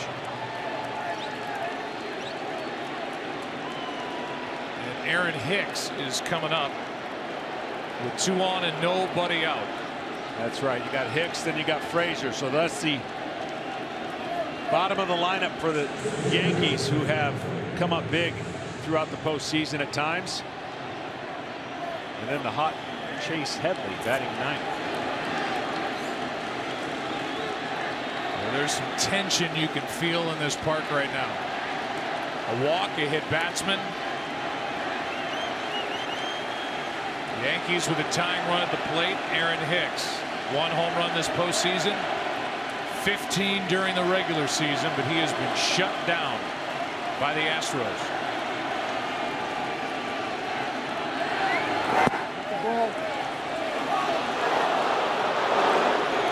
Ball 1.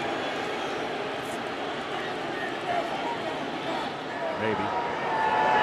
Brad Peacock, the right-hander, getting loose. Hicks is 2 for 21, not 1 RBI in this LCS.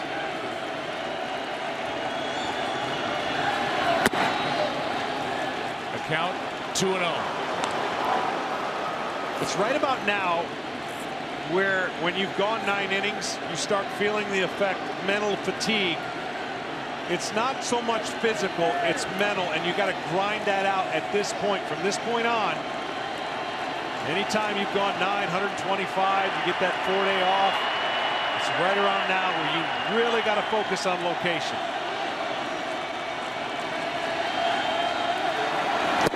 Ball 3.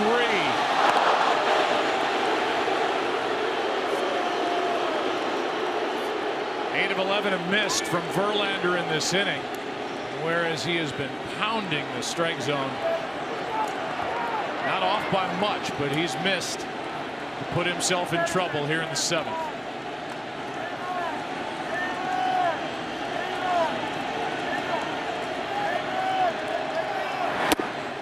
Woo! 3-1.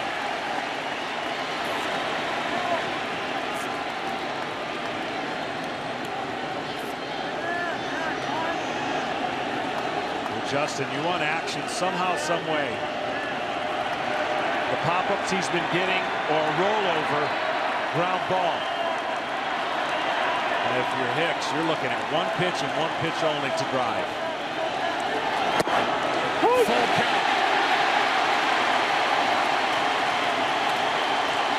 There's no way Hicks could hit this. That's why he had to lay off a bit. 3-1 count for his advantage.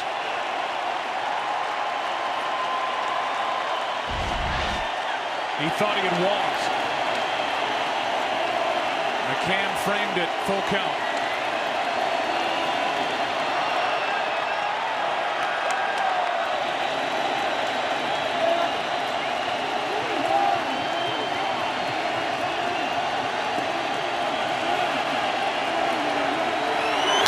High drive into right, down the line, but foul.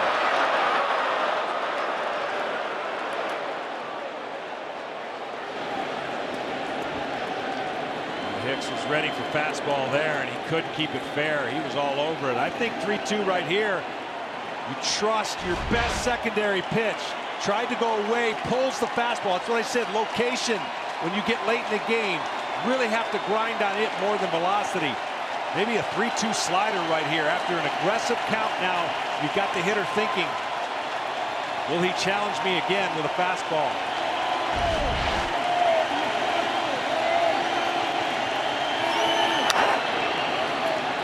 The answer was yes. Wow. That time he tried to bear it in, and it leaked out over the plate. Miles per hour is fine. It's just what happens is you don't have the luxury of being as pinpoint late. See how the ball leaks to the outside corner, trying to have that ball more over the plate inside.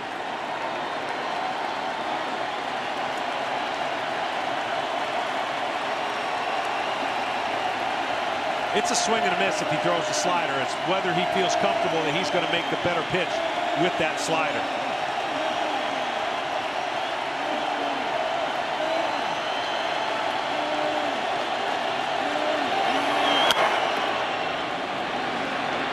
Nothing but heat so far with a count 3-2.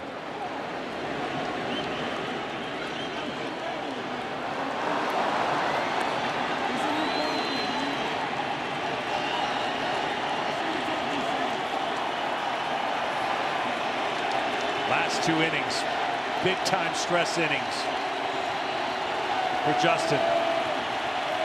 9th pitch of this at bat.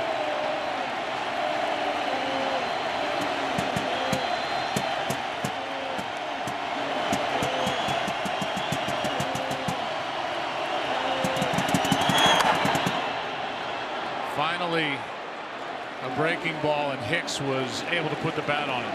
Yeah, he didn't get it where he wanted, though. That one covered too much of the plate.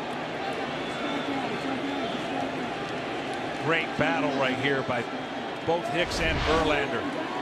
Gets a little bit too much on the side of the ball. See, it almost backs up a little bit.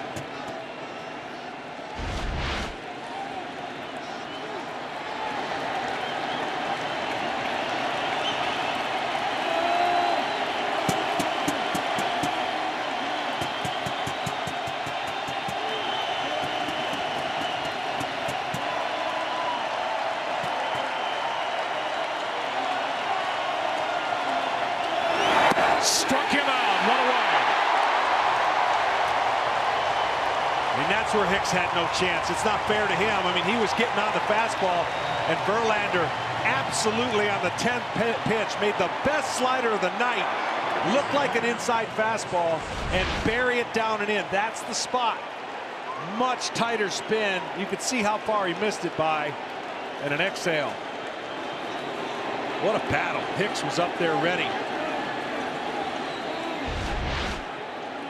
Now Brent Strom, the pitching coach for Houston, comes out to talk with 1st and 2nd, 1 out, and Todd Frazier coming up. That's a good mental break right here, and just reinforcing what Todd Frazier's looking to do. And the previous at bat, he threw a lot of fastballs and a lot of high fastballs and buckled him with that curveball. So is Frazier going up there determined to hit a breaking ball? Those are the cat and mouse games.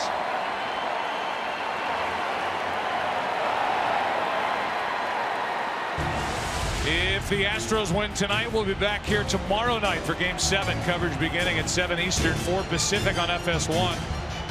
The Yankees win tonight. We'll next see you on Tuesday night from LA on Fox for Game 1 of the World Series. Here's Frazier. Popped up, back, and out of play. Strike 1. Frazier definitely looking for the breaking ball. That was the last thing in his mind. Whenever you look that foolish, sometimes go and determine that you're going to wait on that pitch. Puts the foot down. He's more balanced and looks like, oh man, in his mind, I had my pitch.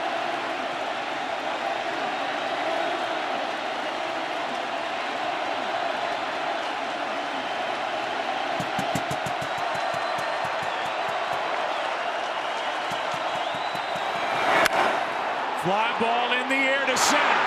Back is Springer at the wall. A leap and a catch.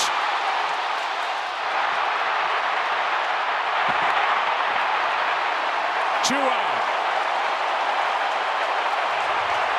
And they almost doubled off Starlin Castro at first.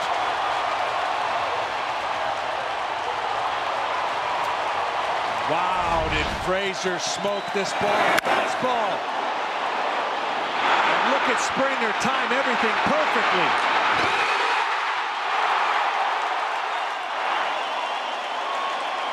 Wasn't going to get out. That's a huge wall. But you watch the Yankees bench, I've got to believe they thought it was a tie game.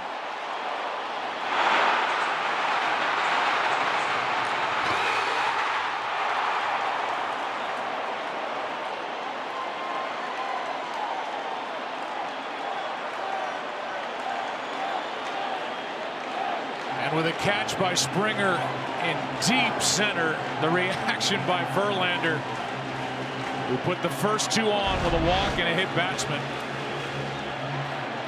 now has Chase Headley standing in his way.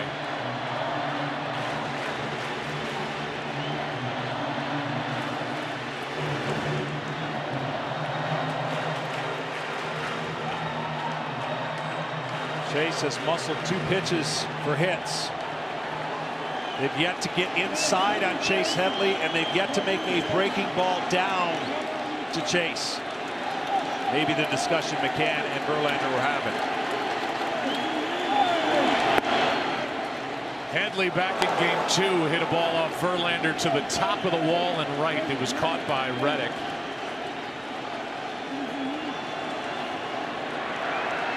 Seven for 13 in this LCS. Tying run at the plate. 2 out. You can just tell Chase is much more comfortable tracking the baseball as if he knows what's coming. If he doesn't get too aggressive, he can coax the pitch he wants.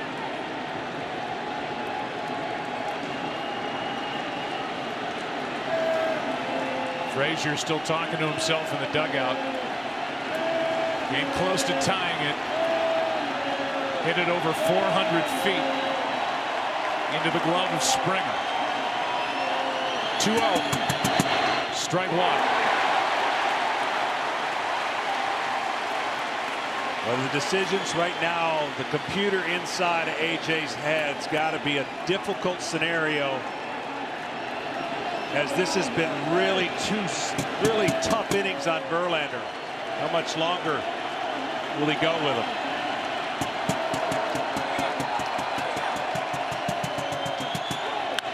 To the right side. Altuve. Inning over. Verlander put the 2 on to start the inning. Struck out Hicks. Frazier the long fly ball. And then the ground out by Headley. Time to stretch. They're already stretched here in Houston. 3-0. Let's give you a StatCast powered by Amazon Web Services. Back in the first inning. Ball hit by Judge. Look at the exchange and how quick Correa and then Altuve were. Turning a double play and taking care of Judge to back up Justin Verlander. And then moments ago, the top of this 7th inning, playoff baseball at its best. The leap, the catch by George Springer in center.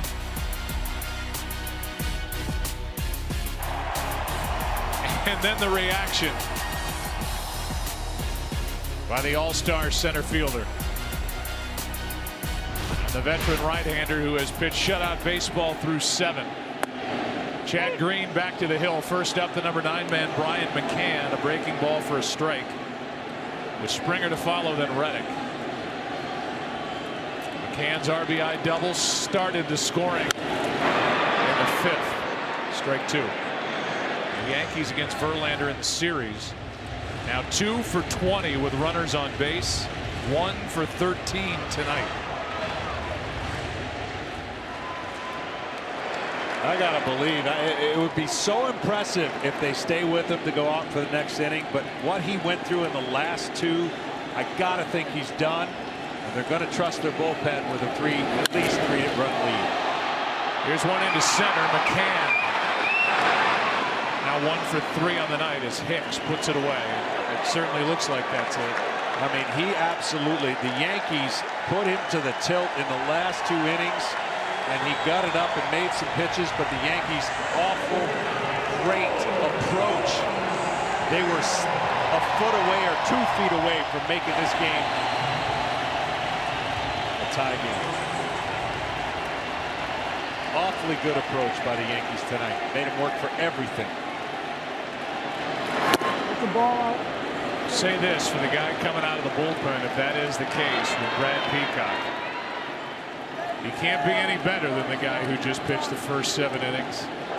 And that's why it's a tough decision. I mean, you're talking about thinking that every single chance that Verlander can go out there and duplicate what he did in game 2, and he basically did, but it wasn't easy with the way the Yankees battled him. Springer is hitless tonight. Did have an important walk in that 5th inning against Severino.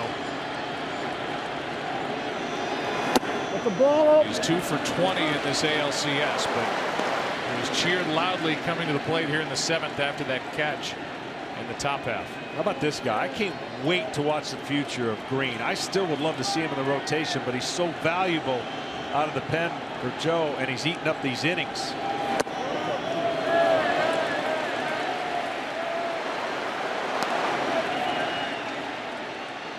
get somebody going. That last slider, not as crisp. I mean, there are decisions to be made, obviously, for Joe Girardi. There always are, but his team's up 3-2. You don't take anything for granted. He wants to go for the kill here tonight. But if he doesn't get it, he'd love to have as many arms available, that shutdown bullpen, as he can behind Sabathia in a Game 7 tomorrow. Absolutely. And Chad Green is doing everything he can to allow Girardi that luxury. Second strikeout for Green. You want to talk about easy gas. From Severino to Green, it's a little bit different. But Green has this, it's not even an invisible, as you would call, but the hitter just doesn't track his fastball. Tremendous spin. We've tracked the frustration of Josh Reddick. He's 0 for 3 tonight, 0 for 20 in this ALCS. That's a record for hitless at bats in LCS play. He wants no part of it. Set up here at 0-2. The Yankees in the 8th inning, and it appears it's going to be against Peacock. Coming out of the bullpen, will have the top of their order: Gardner, Judge, Gregorius.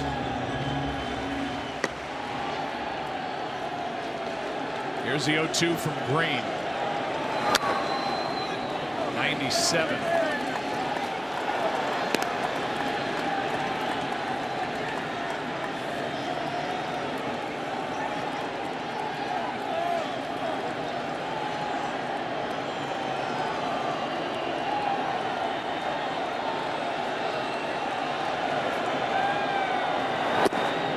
Outside for ball 1.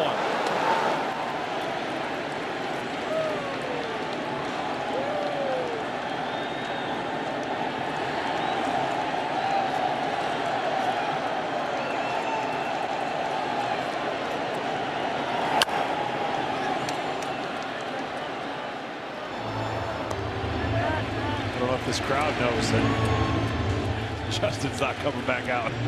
Well, we've seen Verlander waving to people up in the seats. I'm assuming to Kate Upton. Yeah. Your fiance. You can be rest assured that's exactly it. That's strike 3 over the outside corner, and we'll see if the Astros go to their bullpen. We're saying they will. And here comes Brad Peacock. Verlander finished after 7 with his Astros up 3-0. The ALCS on FS1 is presented by Camping World, America's #1 RV retailer since 1966, and is sponsored by Steal a Base, Steal a Taco, only at Taco Bell. 8th inning now, top of the order. Verlander finished. That's a ball. Ball 1 upstairs, and there is some kind of pressure on Brad Peacock. There are the numbers during the postseason. This would typically be Chris Davinsky, their all-star setup man, but he's looked a little off lately, and so it's Peacock. I think, I'm going to guess, to the surprise of many here at Minute Maid Park. Yeah, you just can't give any free passes, even if they get hits, right? You've got some room to work with. But you got to establish yourself right away.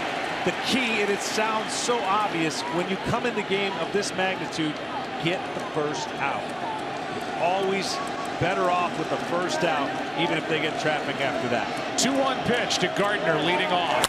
Is hit down the left field line. That ball is into the corner. And caught by Marwin Gonzalez.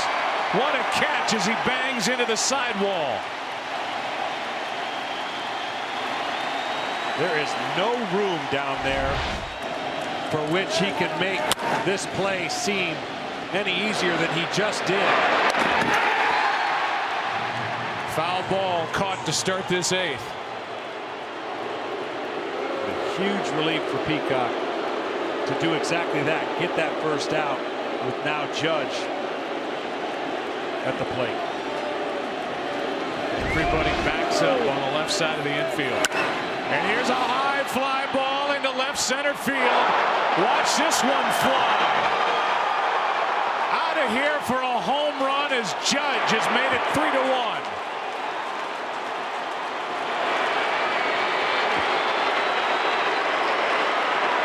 His third of the series. And a tape measure, majestic fly ball to left center that gets out of the park.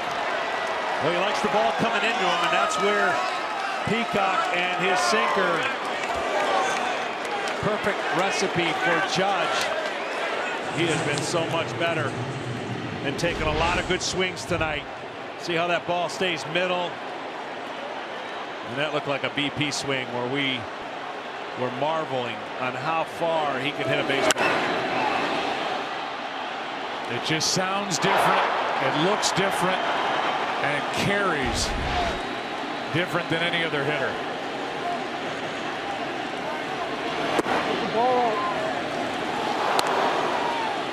Ball one now to Gregorius, and they just now got another reliever up in their bullpen. Gregorius with a count 1-0. Takes ball 2. And Peacock moves on the side of the rubber depending on which hitter's in there. And it really is difficult at times to create a slider that he's trying to throw away to come back in. And here's a good meeting at the mound. His slider has not been as sharp. When he is good, it's turning the corner. He has that lower three-quarter kind of underneath the ball action. Now the closer has to get up here in the 8th inning. Only 1 out, the 2-0 count on Didi Gregorius. Kenny, let's talk Verlander. John, here is a stat you can appreciate. Justin Verlander has now started 5 elimination games in his career. His ERA is 1.21. He has thrown 24 straight scoreless innings. That's just, people have no idea how unbelievable that is and what a heartbeat you got to have and a willingness to say, I'm not giving in, and you're not scoring.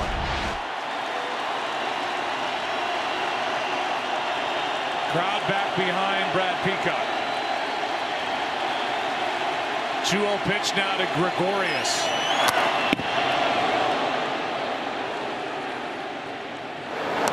I got to believe this is last hitter. He has shown signs to his manager that the moment is bigger right now than he's ready for, and that's normal. You guys do that. It happens. You get amped up. You realize the situation is a lot different than you've ever been in before.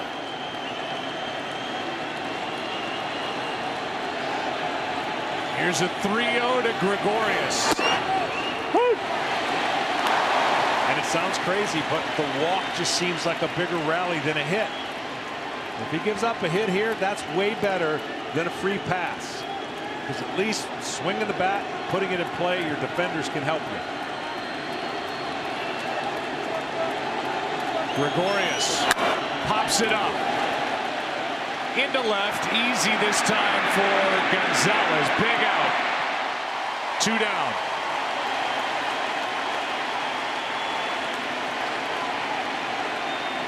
And the batter will be Sanchez.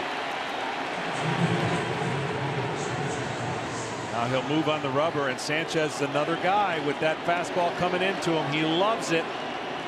Peacock has not thrown a slider that has turned yet. He's got to throw a slider on the outside part of the plate.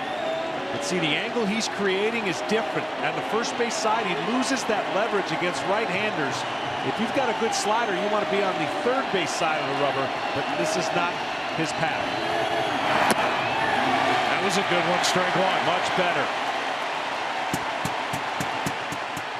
He wants to create a direct line where he's at. And he likes getting the ball on that side of the plate easier from the first base side of the rubber.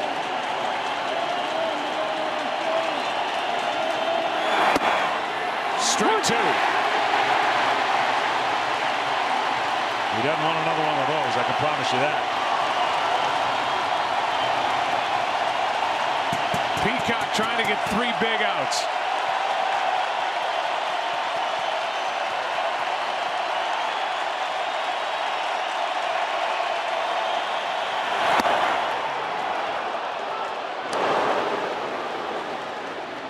That was a good pitch. Good try to get it on the outside part fastball after a bunch of sliders. Now you can go back to the slider on that same plane on the outside part. Make sure it's down.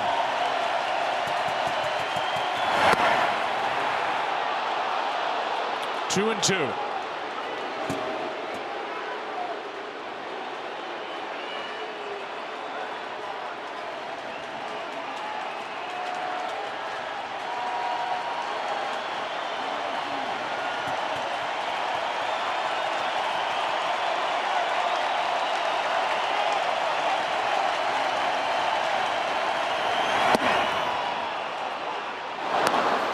From 0-2 to 3-2. He just doesn't look as comfortable in his pitches, but he needs just one pitch here, because this will be the last one he gets if Sanchez gets on. 3-2 pitch. He got it working.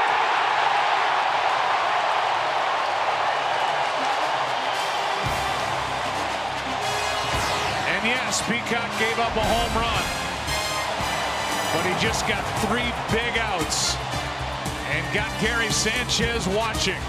Bottom of the 8th inning. Altuve loves it. So do those packed in here in Houston. Astros up by 2.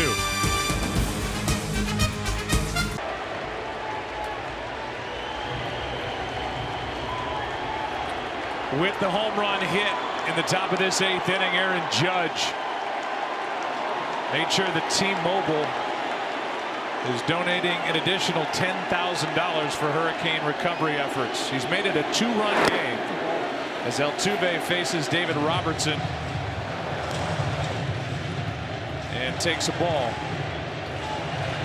Robertson trying to hold it to a 2-run game. Giles will take over next inning as Brad Peacock got the job done. Did give up a run. They chant MVP as the count goes to 1-1.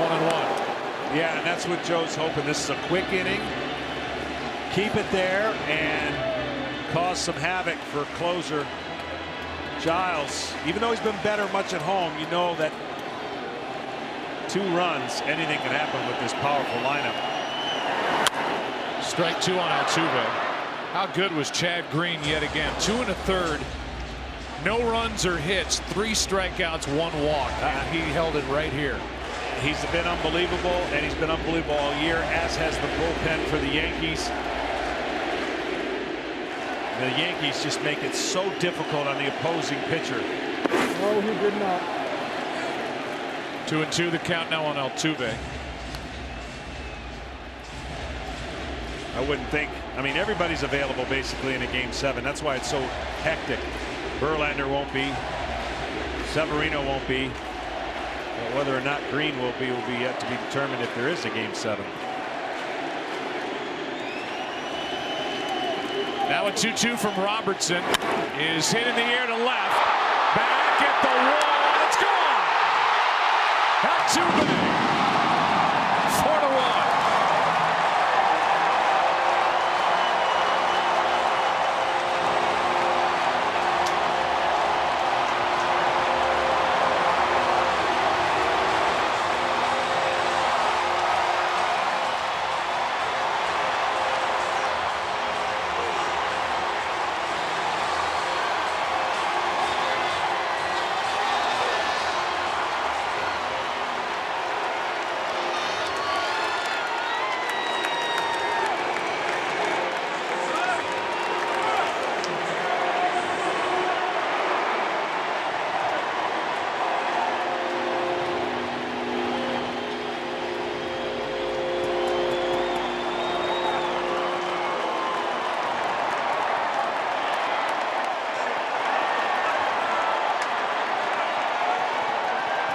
The top 2 MVP candidates go deep in the 8th inning here in Game 6. And Altuve's makes it a 3-run game again. Judges would have went out of anywhere, but this is what makes this park unique. Finally, that left field came into play. I still can't believe that's the first time Altuve finds it. Correa rips one fair into the corner. He's got a double with nobody out in the eighth.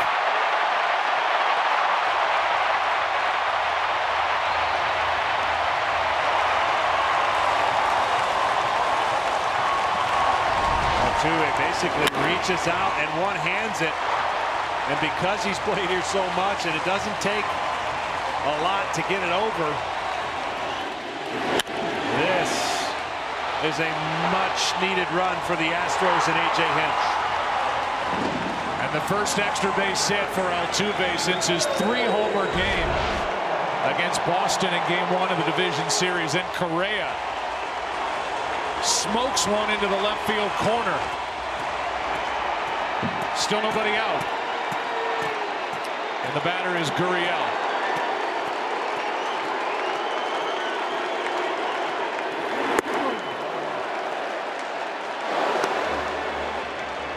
This changes it for Joe. He doesn't want his reliever spending too much more energy, so he's got Betances getting ready in case there's another hit.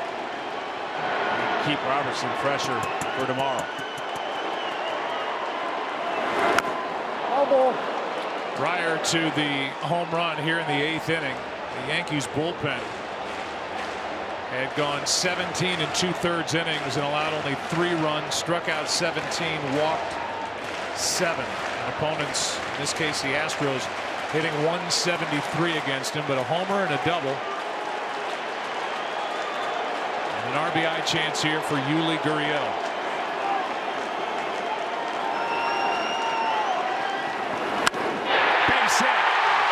Correa had to hold, and it's 1st and 3rd with nobody out.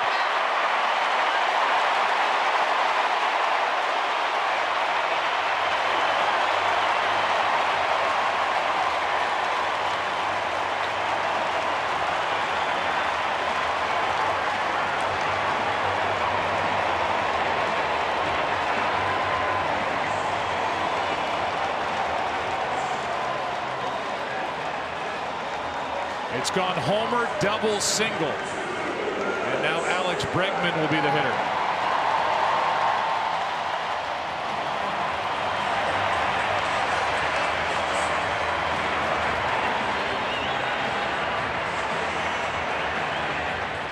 Joe Girardi said before the game, it's almost like our group does better, plays better when there's little or no margin for error.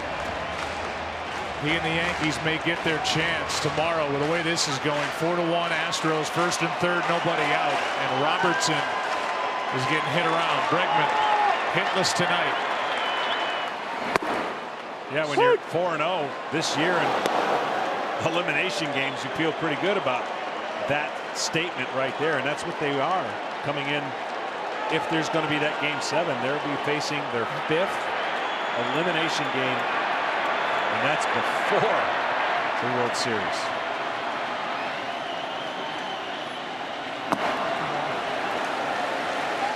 They won the wild card playoff game against the Twins, even though their starter only went 1/3 of an inning.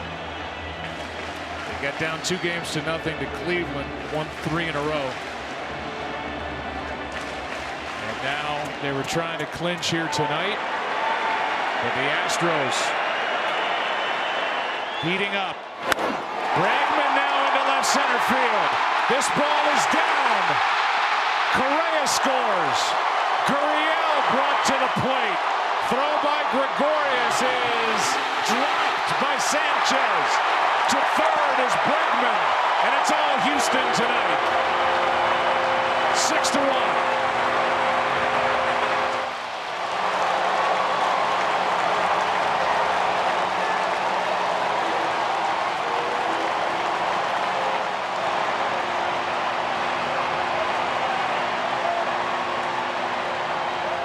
And that'll be it for Robertson.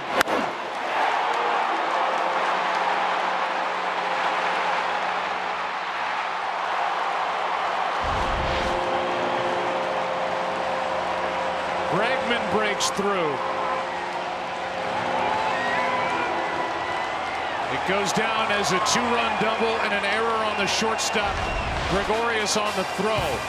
And after scoring 9 runs to the first 5 games of this ALCS, The Astros have broken loose in Game 6. It's now a 5-run game, 6-1. StatCast powered by Amazon Web Services as you look at the numbers on the home run for Jose Altuve, which made it 4-1 here in the 8th inning. They've tacked on 2 more. Changes the decision for A.J. Hinch as well for the night. Well, here's Dellin Betances, who has had such a tough time with his control. Been a couple of flashes where he had it put together, including that extra inning loss in Game 2 in the division series in Cleveland. The last time we saw him, he walked the first 2 and got yanked. That's inside. 2-0. That was in what was an 8-0 game. It ended 8-1. Game 3. Pitched better a little bit on the road. Maybe struggles at home with everybody knowing what's going on and not being able to get it done. 97. Count 2-1. The Astros with runners in scoring position in this ALCS. The first 5 games, they were 4 for 27. Tonight, 4 for 6.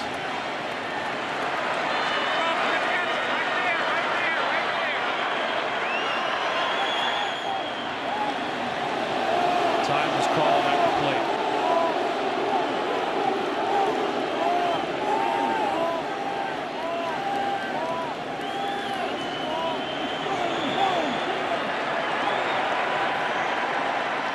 Infield is in, nobody out, runner at third.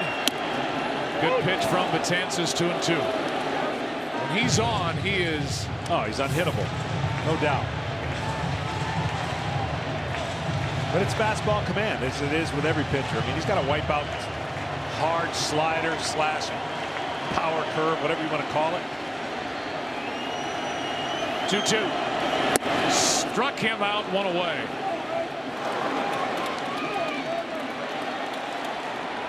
Gonzalez 0 for 3 tonight.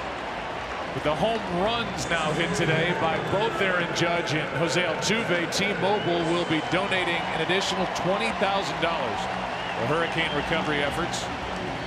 It's 77 home runs so far this postseason. The total amount has grown to $770,000. Help break $1 million by including hashtag HR4HR in your tweet. T-Mobile will donate an additional $1 each time. Ball 1 inside to Gaddis. This has been an amazing series, and I'm not surprised it's going to Game 7. It's the way it looks like right now with the 5-run lead. We'll find out that it seems rare that a 7-game series has win 1, lose 1, win 1, lose 1, all the way to 7. Good breaking ball from Betances, who has it figured out right now. 1 ball, 1 strike. So it comes down to the mind games and how you deal with the shifts of momentum and lack of hitting, and then all of a sudden you start hitting. The carryover effect, does it exist, and will it exist for these teams if there's a Game 7? Gaddis flies 1 into center. Bregman tags. Hicks, his throw to the plate, up the line, another run, 7-1.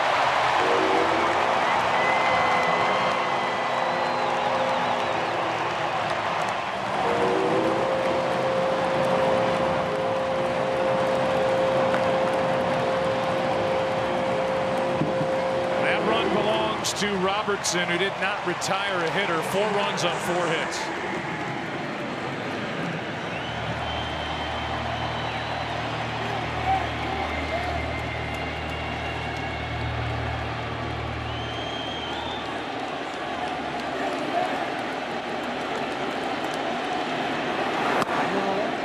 McCann takes ball 1.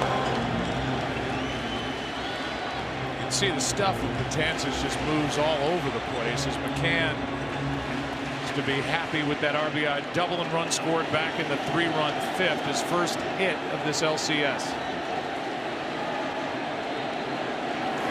It scored Bregman, made it 1-0. It's now 7-1.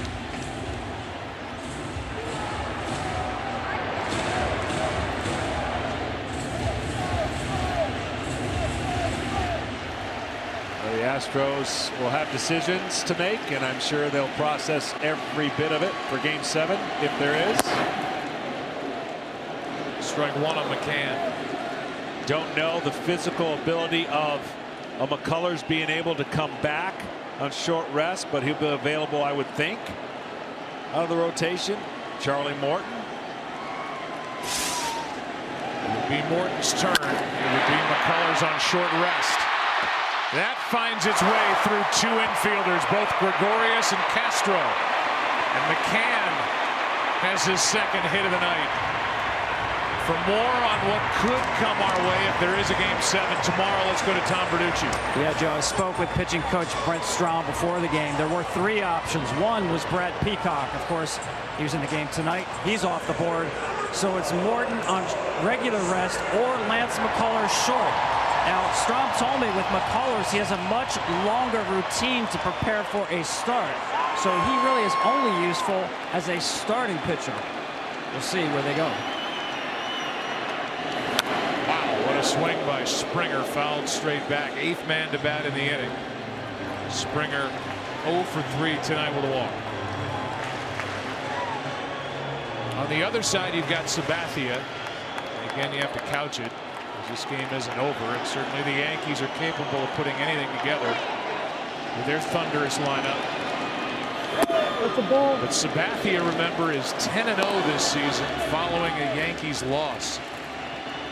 And that includes numbers and wins in the postseason. Well, as you mentioned, if there is that game, he'll be facing a much more confident offense than has been the last 3-4 games. Broken bat, Gregorius gets Springer. Some hitters getting healthy. That guy's been healthy since spring training. Jose Altuve, another big night for the second baseman and leader for the Astros. 9th inning rolls in. It's 7-1.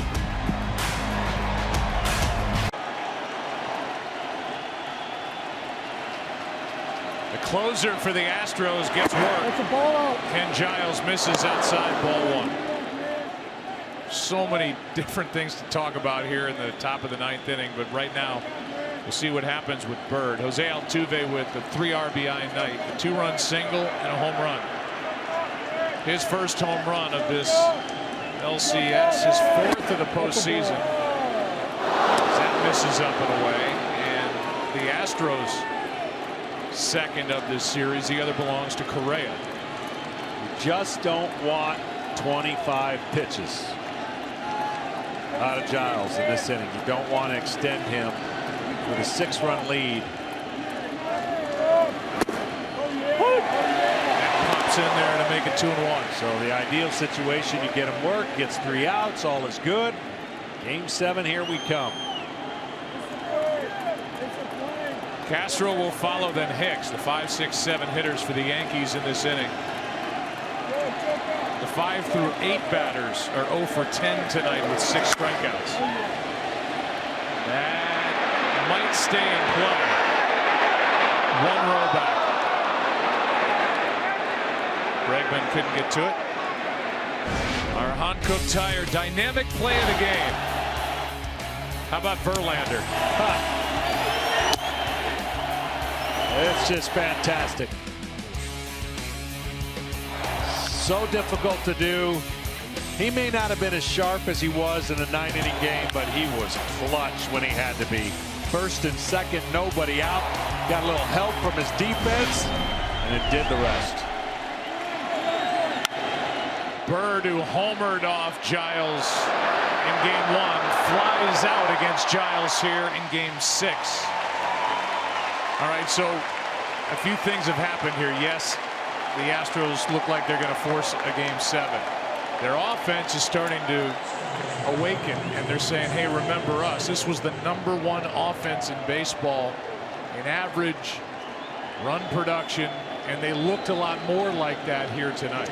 Absolutely. It's been a classic series, but game 7, the managers are going to have to make about 7 to 9 moves and decisions. I anticipate a lot of pitchers in tomorrow night's game just because game 7s are so hectic and so tough to manage. Giles misses. Ball 1 to Starlin Castro, who is 0 for 2, hit by a pitch. It's easy to forget when the Yankees put 2 on and nobody out. It was a 3-0 game. And Verlander was winding down, and he cranked it back up for Hicks, Frazier, who flied almost to the wall in left center, and then Headley. There were so many great moments in this game and so many twists that could have happened.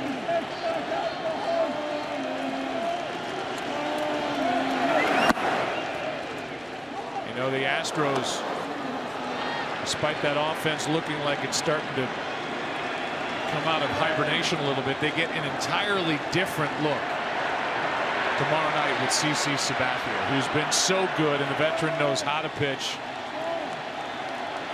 He squared off with Kluber twice in the division series. He won game 3 with his team down 2 games to nothing. Here's one into left center. Castro is on with 1 out. 1 on, 1 out here in the 9th inning in a 7-1 game. Let's go to Kevin with a game break.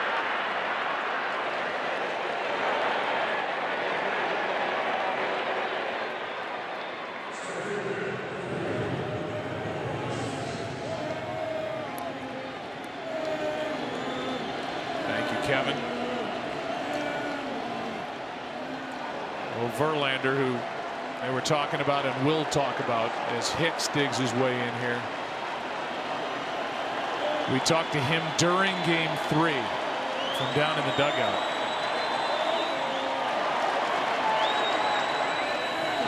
And asked him, was the deal down to the last seconds like has been reported? 2 seconds left before the deadline to get him onto this roster, to make him eligible for the postseason. He said yes, it was that close. He had to sign off on the deal. He didn't have to agree to come to the Houston Astros. He did. He's been the best pitcher in the game, second half. Yes, he has.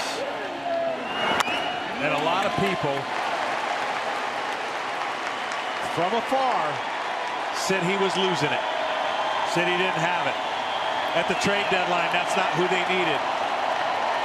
He has proved a lot of people wrong. He's fixed a couple things, and as you mentioned, just dominating.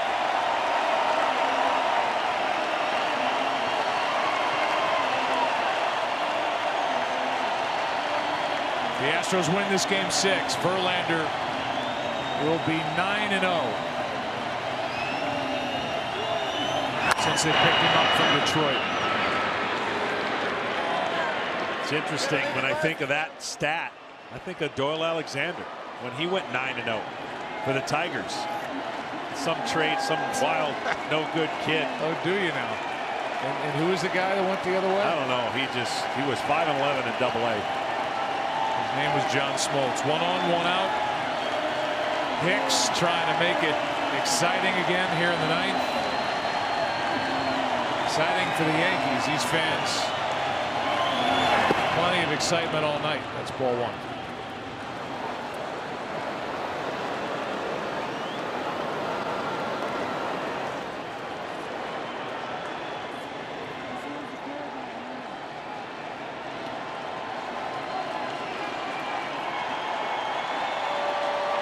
A.J. Hinch certainly could have given an inning to a guy like Davinsky, try to straighten him out, but evidently not wanting to play around with this even in a 6-run 9th inning.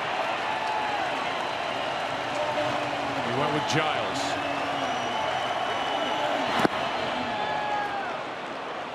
Two and two.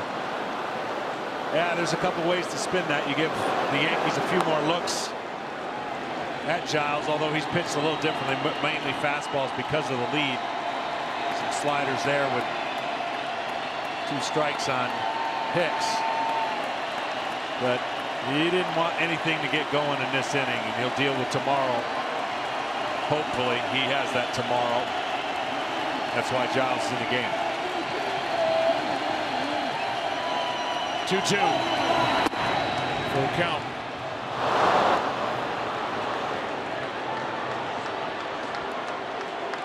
Think about the advantage the Yankees have with Chapman. Extra rest. pointed toward tomorrow. Canely not used here tonight. Robertson not extended.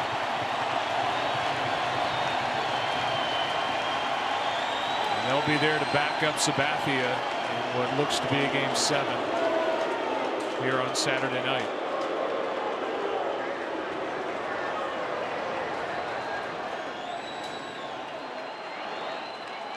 And again, Houston goes into tomorrow's game without a starter named yet.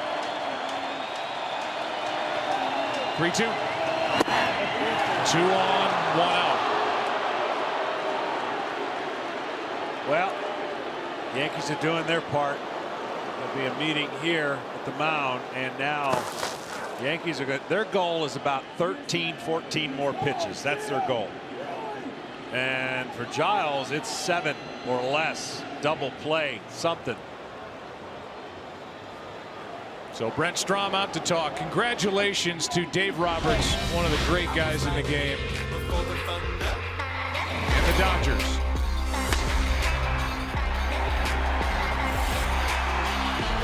Every phase of the game. And you know they're all watching. A deep lineup. They beat the Cubs in 5 games without Corey Seager, probably their best player. They had a role player last night, hit 3 home runs and drive in 7, and Kike Hernandez. The bullpen's become a major weapon. Look at that second line. 28 2/3 innings pitched. ERA under 1.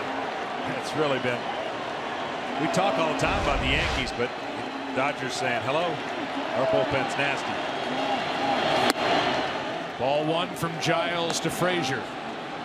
Action for the Astros in their bullpen.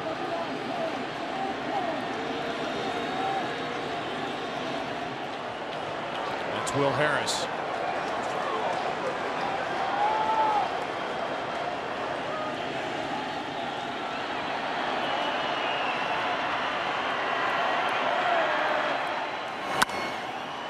That is skied foul down the line, and it will get out of play.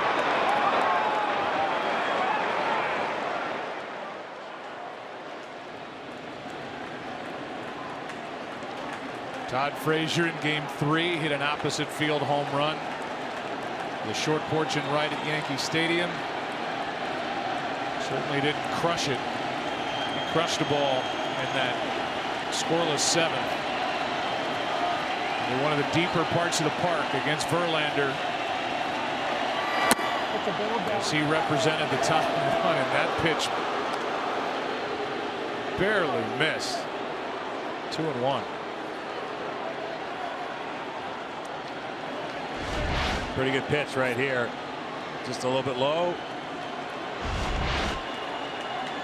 Yankee lineup. I'm telling you, they're tough. What Verlander's done against them, so impressive.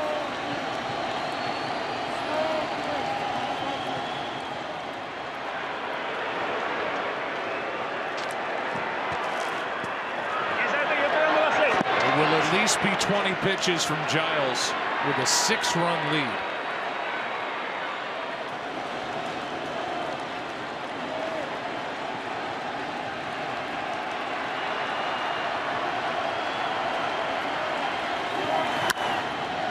Skied into left.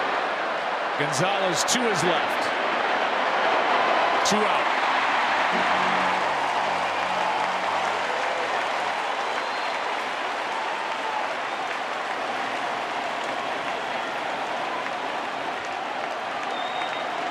And now Chase Headley digs in, trying to extend it for the top of the lineup. Headley 2 for 3.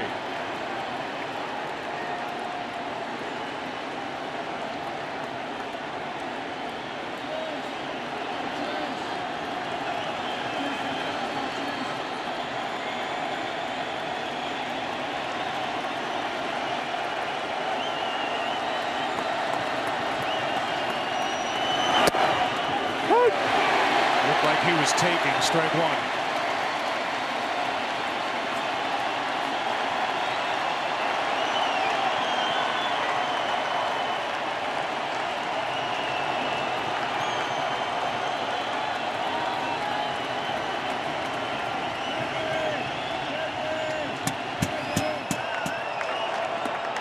2.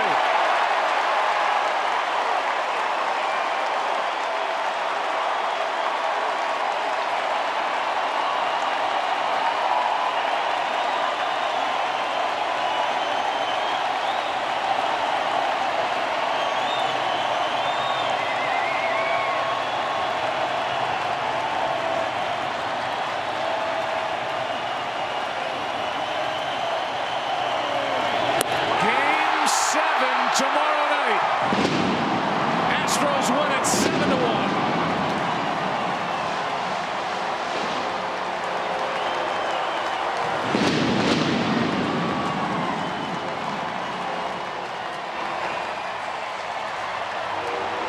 Three-hour, 23-minute game. And those in the seats here in orange loved every second of it. The winner, Justin Verlander, 4-0 this postseason. 2-0 in this ALCS. Luis Severino suffers a loss, now 1-1 this postseason. We can't wait until tomorrow night. You want drama? Baseball is never better than a Game 7, and this knockdown dragout will provide it tomorrow. It's the greatest thing in sports, and you get a chance to check it out tomorrow. 7-1. Houston's offense woke up. This ALCS will go 7 games. Kevin, guys, back to you.